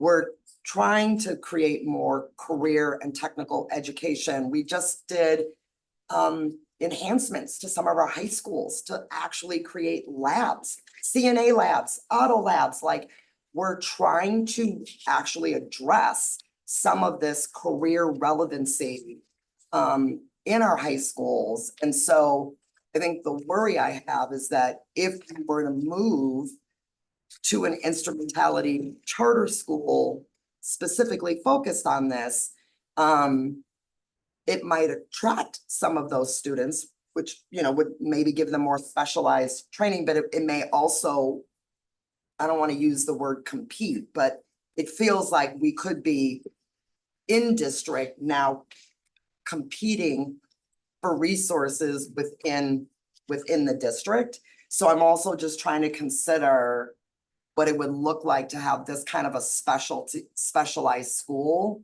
in our district when we're also making similar investments in our kind of our core high schools. I will say that I don't know tonight yet how I will vote on this. I want to read and think more deeply. Generally, I would say, this is for myself. We oftentimes talk about students in our district through enrollment. And we talk a lot about enrollment. And enrollment is critical for our district's long-term success. And I also believe that we don't necessarily own people's kids.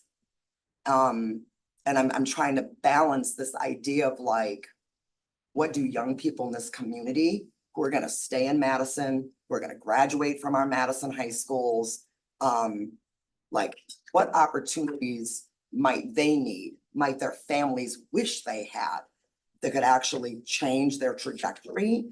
And do I believe that we're gonna do better in our district to create those? Absolutely. And I oftentimes think that there are some students that do really thrive in more specialized settings. And so I'm trying to balance that in my mind about how as a district do we kind of create new opportunities, meet the needs of young folks and their families, and at the same time, not create something that feels like it's competing with some of the investments we've already invested in. The one thing I will say that I was a little uncertain of, so maybe this is a question. This application says PCCA will open a charter school in the fall of 2026. That seems very definitive. And it's fall of 2025. and we have a new superintendent. 2024. Oh, yeah, thank you. Sheila, we haven't- I'm so glad they brought it back to me. I was like, I gotta age myself. Never mind. Jumping ahead, okay. Yeah, there you go.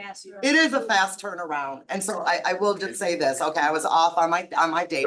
For those of you who may be watching on YouTube, I hope you're laughing. So as we think about having a brand new superintendent, and the board wanting to really support our new superintendent's vision. And him saying, you know, he wants to go back and do a new strategic plan and looking at kind of setting the direction. I don't know, and this is not to put Dr. Gothard on the spot at all, but I'm just saying as a board member, I'm not sure if we had envisioned within his first 2 years, like, and you will also open a new school. Do you know what I mean? So that's the other thing I'm also trying to take into. So sorry, I don't have actual questions, but I just wanted to be, just kind of share with you some of my reflections upon reading the application, and I'll be thinking critically about whether to extend the invitation for a more comprehensive application. Okay, there were a couple of questions in there, I think. Okay. Yeah, well, I mean, think you asked, why would we apply through the UW system, the OEO? Okay. Along with applying through MMS. And the answer to that is, background on Joellen and I is that for the many years, we've really decided to use our resources and our energy to try to help the community as best we can. And we're particularly focused on the cycle of poverty. It just, you know, tears us up to see generation after generation, people not being able to access the American dream. So we're focused on it. We've done a number of things. I'm just going to share with you because it's pretty much knowledge that we've funded this team of people with this charter school idea in mind for the last year, and personally spent $500,000, and we're going to carry that forward from here, no matter what it takes. So we're dedicated to making this happen because we know it's important for the community. We've made it clear to everybody, our preference is to be in MMSD. Like I said, I spent my entire school years in MMSD. I grew up in Madison, love Madison, it's important. I think the reason, one of the reasons it's most important to do this in MMSD kind of ties into your next question or issue about, are we competition? And we don't want to be competition. Okay? I think that we can be much more effective working within the district because we can extend our programs and our workforce opportunities to the other schools. The other thing that we'd like to do, because we know, we learned with the Workforce Center, kids start eliminating in about 5th grade. So the earlier that we can get to these kids and provide them hope and opportunity and inspiration and a reason to pay attention in school, the more effective we'll be. And that's why the Boys and Girls Clubs is such an critical partner, because they can help nurture these young people, get them hope. And, you know, I think a lot of this is going to take intensive counseling and mentoring, much more than there are resources typically within the school system to do. Because we're going to have to help these kids. We're not going to pick careers for these kids. We want these kids to learn about what's out there because they don't know. But I ask around in the business community, it's amazing. You know, you mentioned a couple things. I talked to my neighbor who's a retired United pilot. What are you guys missing? Pilots, airline mechanics. I asked my engineer, what are you guys missing? Surveyors. Surveyors make over $100,000 a year. It takes 2 years to become a surveyor, 2 years to become an airline pilot. And on and on and on it goes. IT, there's all sorts of things that we can be a clearinghouse for kids. We can help them sort through their interests and their aptitudes, and then we can let them get out into the workforce and paid internships and really touch and feel it. Now that's not just for the kid who doesn't go to college. The kid who goes to college really ought to go to college with better focus on what they're interested in. They should have really tried it on. So they take more targeted and more efficient use of their college time. They should be financially aware. How do you analyze the student loan versus what you're going to make and determine if that's a good investment or not? Are you going to be able to pay that loan off? So we are 100% committed. If you will welcome us in and we can work out whatever details, we don't know what you're gonna ask of us, but if we can work it out, I tell you, I really see a value in MMSD, and I really wanted to. And I think, you mentioned the role of the Boys and Girls Club. We are also about giving opportunities.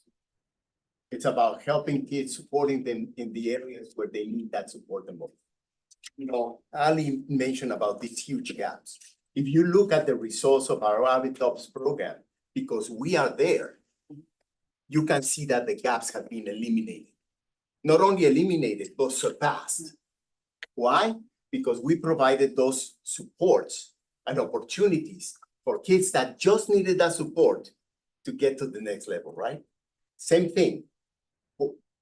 In a charter, for example, I don't think that Nuestro Mundo takes away from the school district, just to talk about on the charter. On the contrary, Nuestro Mundo showed what could happen, what could be for our English language learners. And those learning opportunities were then transferred into the rest of the school district, correct? Same thing, just like John said, we can get the opportunity to see what this can be, what kind of lessons we learn here to be able to move forward into the rest of the school district. That's just something that I think is very valuable. I do want to give the rest of the board Yeah, sorry. the opportunity to ask questions. Of course, at sure, this sure, point. sorry. So I saw board member Simpkin. I do want folks to ask questions that are direct and specific to the application, just so that we can get a clearer sense of the process. So I see board member Simpkin, board member Moserfeld. Any other questions from board members at this time? All right, I'll add myself to the stack. Board member Simpkin. Okay, I'm gonna try. I feel like it's a little difficult with such a truncated application to start with it being so basic at this point. I am wondering, after you've all sat here for the last hour and a half and listened to our data specifically around literacy and math proficiency, and you were mentioning in here several curriculum that you're planning on using. Do those curricular models and does your staffing model, is it going to be expansive enough to work with students who have very low levels of proficiency and students that go through the spectrum to the more advanced levels of proficiency? Yeah, well, the answer is correct, and I wouldn't in any way second guess what you're doing here, and certainly with the reputation of your superintendent, who was selected superintendent of the year nationally. And I've been superintendent a long time, and I don't think I've ever been runner up for superintendent of the year. But the bottom line is, the answer is yes. Our goal is for every student who enters our school, they will be evaluated, and we'll come up with individual education plans for each of them. So the objective beginning in their freshman year is to really rigorously assess and evaluate where they are, not only academically, but also social emotionally, to look at other factors as you've articulated as having an impact on student achievement and on the student academic divide, so to speak. So we can literally design individual education plans that work accordingly. I just opened at the invitation of Arkansas. I opened a similar school only for focusing on first responders. I did it as a not-for-profit. It didn't make any money off it. It was all charitable. I was invited through a foundation in Arkansas, and the freshmen gained 2.5 years the first year. So this model works. It requires that we individualize our plans, that obviously we introduce them to the core curriculum, that every freshman student is introduced, but we also provide the types of interventions that reflect where they are. And it also requires that freshman academy be kind of an extended day academy too, plus the pursuit of the charter, so that we've got a little more flexibility than we might not normally have. I mean, does this require that we make the teachers teach longer? Not necessarily. It means that we pay them for the extended day. But you know, I ran a school district in Philadelphia where we tripled math scores and double reading scores in 7 years. So it is possible when you have the right curriculum instructional strategy, when you're using data-driven instruction to provide interventions that are appropriate, just not academic interventions, but also the behavioral interventions that are needed. Because a lot of times they take kind of a one-size-fits-all when it comes to dealing with student behavioral issues, and that you have enough instructional time on task so that you have the additional time to provide the students with additional support. So in a long answer to a very precise question, the answer is yes. In each of the years, we will take that type of 4-year individualized approach. But in particular for the incoming freshmen, our goal that freshman year, when they will be focusing purely on academics and not these other things, is to really try to bring them up to grade level, to get them in all at the starting line. And I think that's the approach we're going to take. And during this process, obviously, we'll be more than happy to, discuss our curriculum instructional plan in more detail as the process moves along. Yes, so I was kind of reminded that we want to stick to this application in part because some of what we're asking would just show up on the next application. So if part of what is creating your curiosity is like, oh, I need more information on this given space, that may be a reason to be of the next process in order to gather that additional information that's like in alignment with our own process. Does that Point make of order. sense? So Point of order. My question is since they included the staffing model in the initial application, would questions be on it, on the model that was included in the application be allowed in it? Just asking to make sure I know how to address any questions I may have. Monka, I'm gonna direct that question at you, but my initial thoughts are that you may want to ask questions specific to this application and say, I would need more information around this in order. Yeah, that would, so having additional information around this would strengthen the next application. Does that make sense? I appreciate, and Monka, anything on that would be helpful. I could just say there's latitude to ask your questions, because I want all of you to get your questions answered. But we just want to make sure that it's within the confines of what this meeting is noticed for, which was specific to the proposal that you received. So if you can make an argument for, your question, not that you literally have to make the argument, you're more than welcome to ask. Thank you. I have none at this time, but I just want to know the rules. Thank you. okay, so I think all of my questions are to be related to wanting more information. And I'll just say I'm inclined towards innovation. I'm inclined towards offering our students a lot of different ways to learn. And so what I'm going to be looking for is more information to make sure that this is a truly solid, well thought out proposal in more detail. Thank you. Board Member Mosner-Feltman, Board Vice President Pearson, Board Members Castro. I'm also in favor of innovation. I think the thing that gives me pause is that it doesn't seem different than what we offer through the youth apprenticeship programs or the early college STEM stuff that we already have in the high schools. And so my question would be like,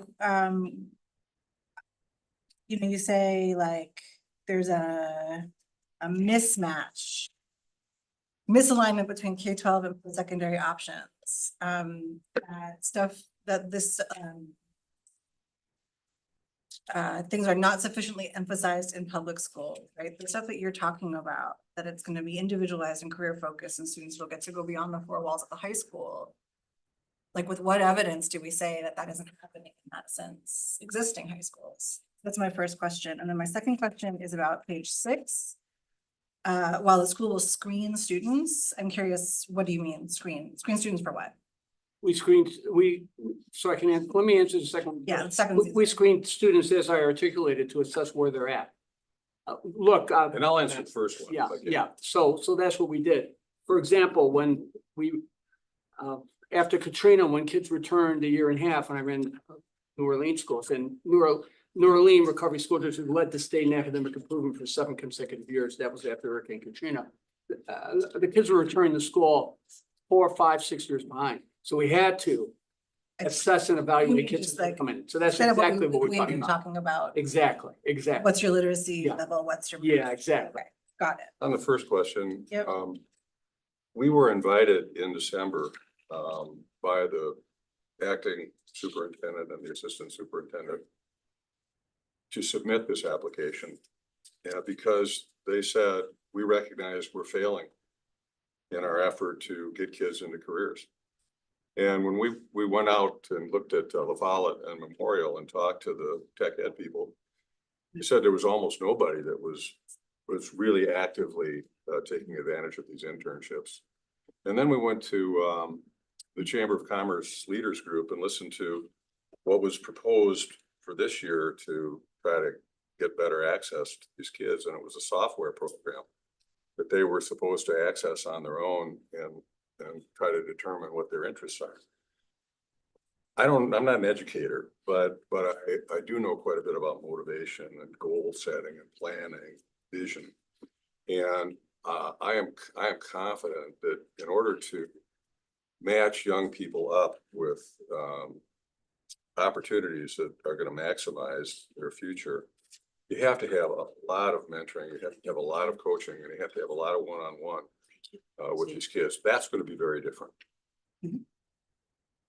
Also, one more point of difference too, just and I'm not here to critique the existing programs. I'm here to talk about what we're doing, and then you can decide whether or not it's different. If you look at a high school model like the Crystal Ray model, there's now 35 Crystal Rays across the nation. I mean, what they do is every child who goes to a Crystal Ray school, it works while they're going to school. And what they will do is they will literally invite not a half a dozen employees or even not employers or even not specific industries. They'll do that, but they'll invite employers that will run the gamut from lawyers to that. It doesn't matter. Public safety, first responders, to provide internships and apprenticeships. And it's not uncommon for a Crystal Ray school to have 30 or 35, 40 different employers who provide internships to the kids. And of course, those employment opportunities have to come with certain standards. It's about introducing them to the industry and mentoring them. They all have to have a mentor. And then of course, there's kind of like a paid internship component at the end. So we're going to adopt the same approach, but rather than the school doing it itself, we're actually going to do it through the Boys and Girls Clubs. So just as the Boys and Girls Clubs provides the Avid Top college preparatory training or opportunities for the high school kids, we can in turn create a database of potential employers and internships, not only for our students, but also make that also available for students across the system. So we can partner with the high schools on offering that same approach. So that's, I think, building upon what John said, that is also where we'll be different. And that is also where we'll be doing things that are unique. And we're not, I want to make sure that you understand, we're not trying to beat up on people or anything. We're trying to beat up on the problem. And we have throughout this country a problem of groups of people who continually can't access the opportunities that are out there. And we have an economy that is not being what it could be because we don't have enough people trained for the jobs that are out there. We just focused on skilled trades, construction skilled trades. It's amazing. I mean, I would love you to come out and see what's happening. We have kids whose lives are being changed and they're motivated when they weren't motivated before. So I think it's going to be a search to find out what people's motivations are, but first present a lot of opportunities in front of them. Okay. I heard you say it's one-on-one mentorship. It's access to industry. Those are the major thing. And it's paid internships. Yeah. Right. We're I mean, set. so we have that. Yeah. Youth apprenticeship, right? So the main differences I heard you say were the connections and the one-on-one mentorship. Okay, thanks. And of course, taking advantage of the workforce center that we just opened. that is a pathway. It's kind of like an entrance for a lot of kids in middle school that can then come here in the afternoon, like they do right now with the Right. partnership we have with the school district. Learn about this thing and say, yes, I want to pursue this pathway. And now we can pursue the pathway through a charter, right? That we have right in the school district. Right. So that is the difference. But do I understand that the facility is not set, right? The location is, That's correct. okay, We can't until we know where, Yeah. where it's going to happen. right, okay. Thanks. We also want to work very closely with the district. For example, if we become an instrumentality school, it was mentioned to us that we might want to share a campus. That's not our first inclination, but we want to accommodate the district. Look, our preference, if we get approved by both the state and the district, we're going to pick the district. And, you know, the only reason for even pursuing a charter through the state might be, there might be an instance in which you can't allow us the flexibility that the state might be able to allow us, but you still are supportive of the concept. Our preference here, and unanimously, we want to be an instrumentality school. I never, as a school superintendent, allowed a charter to open independent of the district because I wanted those schools to be a part of the district. So we want to be an instrumentality school, and our only pursuit of the state was in part to make, because once we get into negotiations, we're going to talk about the flexibility we have, and we don't need as much as people think we need. You know, so at the end of the day, our preference is to be an asset to the district, and the best way we can do that is being a district charter school. Claire, do you have additional questions about this? No, thank you. I'm adding myself to the stack, and then I saw Board Vice President Pearson, Board Member Castro, Board Member Vandermeulen. So my first question is for our administration here at MMSD. What does it look like to support the next phase of this application process? And what I mean by that really specifically is, how do you right size this proposal in collaboration and partnership in order to make sure it does meet the needs of the district and is not creating duplicative opportunities for our students? I do want to acknowledge that we have pathways in 3 of our high schools. We have 6 high schools total.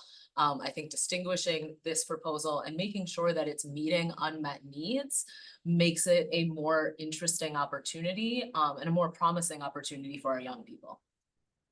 So I think it's important to note for the next phase, what will happen is when we begin to review the application, there's certain individuals who are part of that review process. That would include myself, our assistant superintendent, Office of Leadership, our assistant superintendent of teaching and learning. We will invite a principal to be part of that panel to look at it. And then we will review it based upon the rubric that they will be afforded in part of the application. When we review the application, we do look at the rubric and we are asking ourselves, where are we seeing the big difference? And just like we provided them the feedback in the initial, we will do the same thing, except this time the feedback will be based upon the actual rubric. So when they submit it to us, then we will also then be able to provide them that feedback. In addition, they also have consultation hours. So if they want to take advantage of those, the district is available. They just have to schedule them to say, hey, I want to meet and speak with teaching and learning about our curriculum design. I want to meet with the assistant superintendent or the associate superintendent for special ed. Like that is available to them should they take advantage of those hours.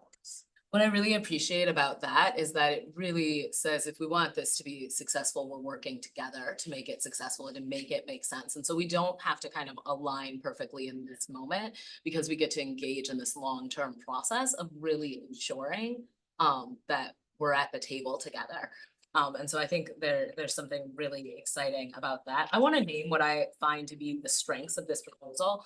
In part, I deeply appreciate that this is an instrumentality proposal for the high school level. As you all know, we currently have 2 instrumentality schools. One is an elementary school and one is a middle school. And so this would be an opportunity to do what we've done at those levels at the high school level. The other thing I think is that there is an opportunity to inform what works really well and bring that to the rest of our process. Were this to have kind of really shining and effective elements, I think the goal is always to bring those into the entire district, and see students have greater access to success. I think the example of Nuestro Mundo being how we got to having this incredibly robust DLI program, is a really good example for the board to think to. I noticed, and I think this is an area where it's just kind of who I am philosophically in terms of my approach to education, that you refer to the first year as boot camp. It's hard for me to get away from the militarization of a term like that. We realize that. Is that's intentional? We've already corrected that. We're not gonna use that word anymore. Okay, so boot camp is leaving. I will say there's something around that sentiment that wasn't. We get it. gonna work. We understand. Okay, thank you, That's thank you. Intensive learning. Okay, it's nice to know you all are responsive. Oh, absolutely. We understand. Absolutely. That's the top of our list. I think the other question I had is around how you all have looked at growth in comparison to other 2X charters and instrumentality charters. So Badger Rock is an older instrumentality charter. Right now, it serves a little over 100 students. It's been around, the community's aware of it. That's the number of students who have opted into that program. You all are saying in 4 years, you're gonna grow to 600 students at a rate of 150 students a year. And I do have a little pause around where those young people are coming from and the ability to do that work to scale with quality. And what we've seen from other 2X charters is that particularly at the high school level, there's real ambition and there's collapse. And so what I would not want to do is set our students up to be really excited for something that promises to work for them and not have stability within it. Can you all speak to where those 600 students will come from and what example you have in this community of a school growing by 150 students a year? Well, what's driving the school, I believe, and what's gonna make people wanna, and parents want their kids to go there, is where it's going to lead them. And it's gonna lead them if they're getting out of high school, and I mentioned a couple of jobs. A surveyor makes over 100,000 a year. An airline mechanic makes over 100,000 a year. We've got all kinds of jobs like that we can train for in high school, the 2-year programs. So they can look at the prospect of their son or daughter getting out of high school and walking into a really well-paid job. Second thing is, I want to ask a follow-up question about what you just said. Yeah. So you're saying that this school will connect students very directly with specific employment opportunities upon graduation, and that's one of the ways you're planning to attract about 150 students. Right, that and the work study component That too, and the work because we want all the students to also have their first job while they're in school, a Okay. work study job. So the work study, and the connection to employment. My question around the connection to employment is, will your students be earning college credit and high school credit simultaneously in order to achieve those careers? Yeah, the answer is yes. Well, they're gonna be subjected to a college preparatory curriculum. What they're also gonna do, the work study is almost gonna be like what we would refer to as work study like this. And of course, because charters have a little more flexibility than traditional schools, it's not that we're going to be shortchanging them when it comes to the other electives and clubs and associations, but we will not substitute the work study experiences for the core curriculum. And that's why we articulated our taking our STEM approach to the curriculum focus. We like a curriculum that the STEM curriculum is the type of curriculum that engineers go through because they're problem solving curriculum. So we want to prepare our students when they graduate for college, but we also want to introduce them to careers so they have that option, more choices. we had 6 town hall engagement, public, teachers, parents, students, and the reaction was all very positive for what we're doing. I'll also add that and there's a lot of enthusiasm. I wish my kid had that kind of thing. The other thing is we have 2 MMSD principals on our Pathways board, and both of them believe that there's going to be really strong demand for the enrollment. And of course, there are projections, but we hope that we will attract from other districts that now we're losing. We're losing students to other districts, other programs. With this in place, we hope that we can attract and maintain those students in our district, which is the other way that we can probably. The other thing I can tell you is just, I'm more confirmed after doing the McKenzie Regional Workforce Center. We've only been open for a year. And we already have, we've had over 2,000 kids that have wanted to be involved in what we're doing. And the level of enthusiasm from them, commitment from them, I get emotional about it. It's amazing to see what they're. I'm sorry, where is that, the McKenzie? It's in there on the road. It's the new McKenzie Regional Workforce Center. You can look it up on the Google. And I would like to take you all up on the offer to visit. Absolutely. I'm deeply curious Anytime. about Just let us know. what it looks like to do a The little whole bit board of a site should come and see visit. the site. Yeah, I want to mention one more thing too. We're gonna be opening one grade at a time and being able to serve 150 students, it's really not gonna, I keep on dropping my phone, having dropped. It's not gonna be that challenging. That also said and done, because the freshman year is really gonna be focused exclusively on academics, as you pointed out, the individual evaluations, assessing where our students are at, providing those interventions to bring them up to speed.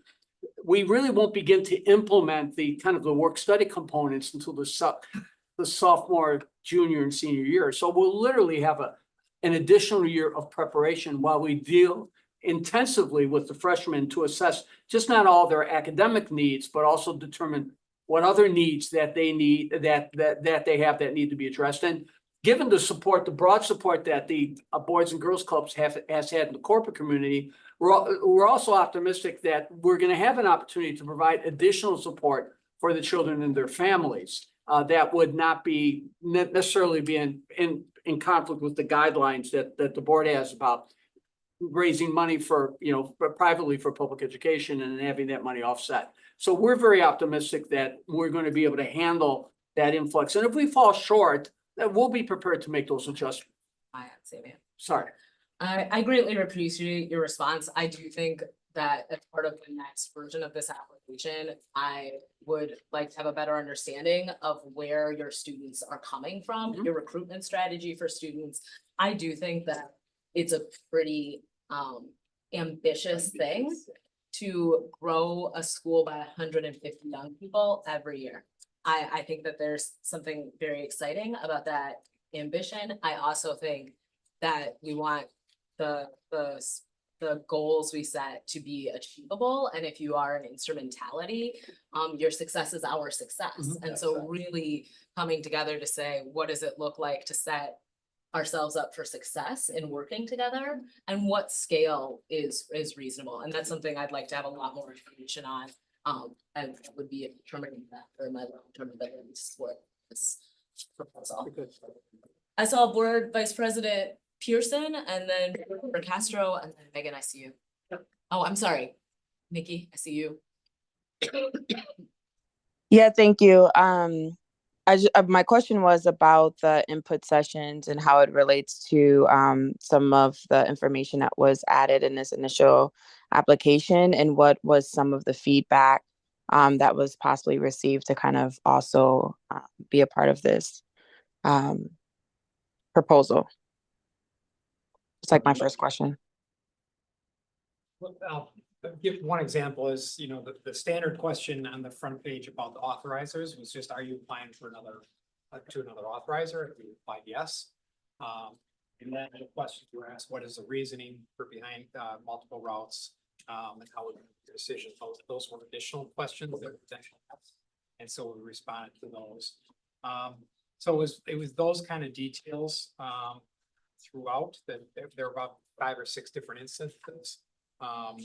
This staffing was one that wasn't included, staffing projections, and again, that's going to be based on budget conversations with the district once the charter is granted, what that staffing exactly looks like.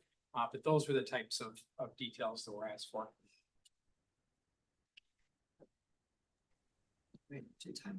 Well, I was more so referring to, so the community sessions that were happening, Successional. the questions or the responses were just more so directly to the questions in the application. Maybe I'm not understanding that correctly. No, I misunderstood. I thought you were looking for the feedback from the district.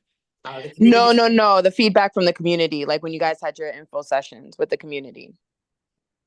Yeah, so there were, one of the major issues was, there's a hesitancy about charters. So there was questions about that, and transportation was huge, location, kind of some of the logistical things that we weren't able to divulge this time, just because we're not that far along in the planning process. But those were some of the major concerns, the overall excitement. And there was a student group, there was parent groups, there were community groups. So there was lots of conversations had with different people throughout the community. Overall, the excitement was very palpable. We do have a full report that we can submit with the next phase. Board Vice President Pearson, do you have additional questions at this time? I do. I actually I have more questions, but I think I'll wait to ask them later in a different method, just because for the sake of time, but then also I'd like to hear what other board members have to say, and they might get answered. Thank you. Thank you, Board Vice President Pearson. Board Member Castro. Thank you. And feel free to speak more to this. I think it's been asked in so many ways, but one thing that I'd be looking for in the next version of the application is the linkage between the instructional design and the value added component. Speaking to like, how is this distinct from what we're offering in our comprehensive high schools, not duplicating what we're offering already, and framing that in the value added piece. Thank you.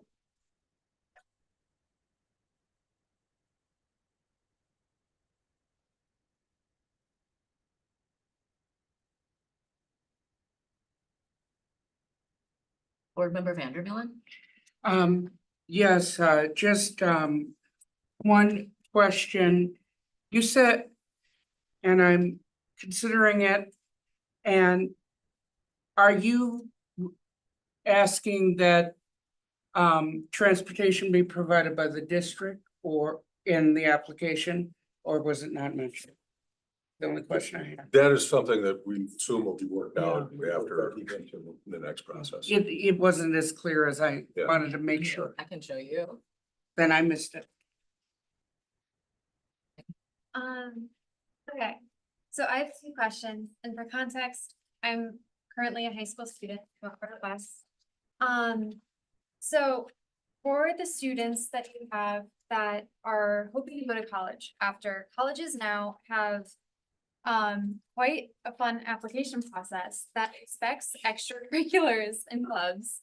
And I guess you mentioned earlier clubs and like activities outside of this other than the work study.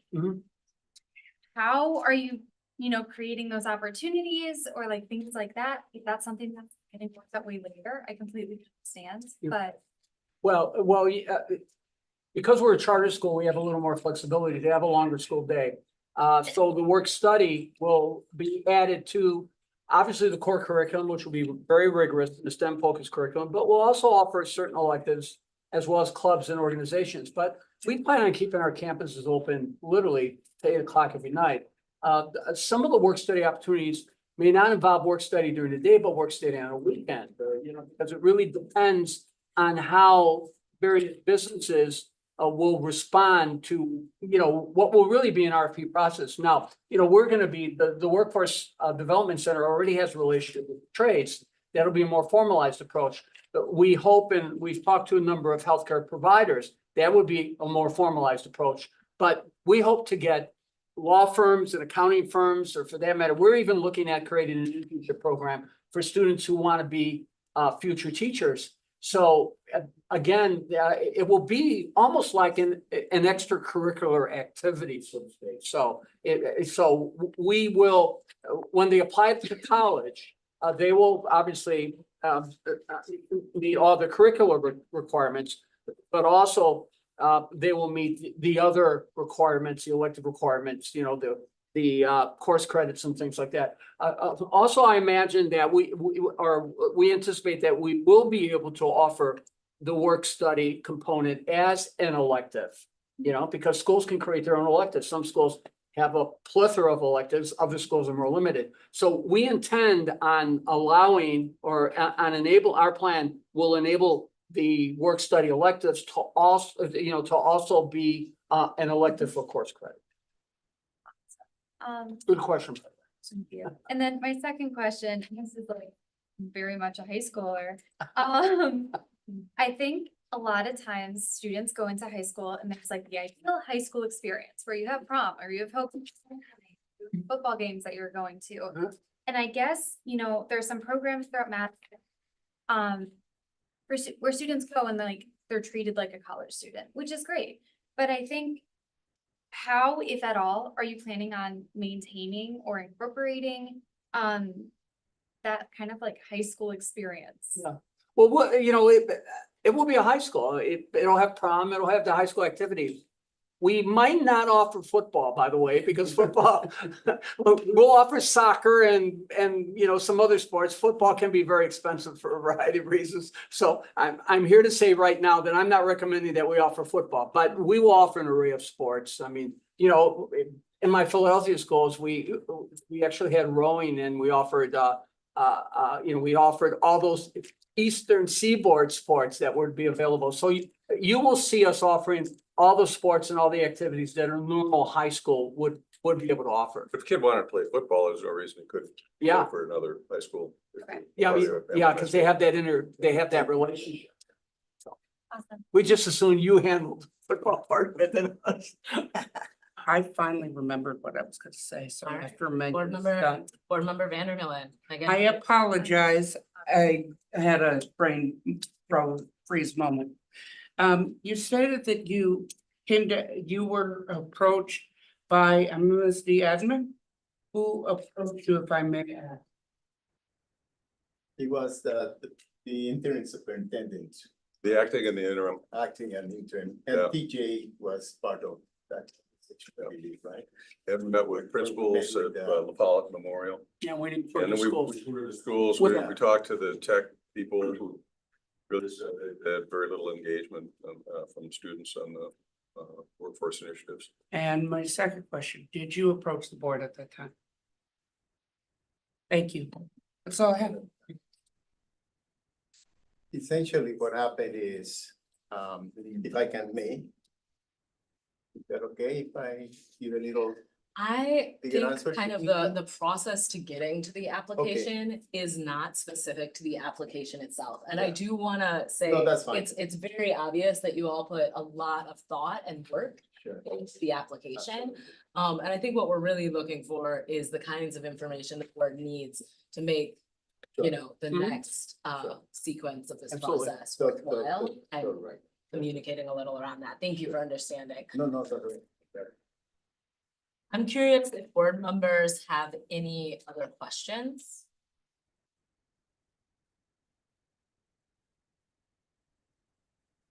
All right.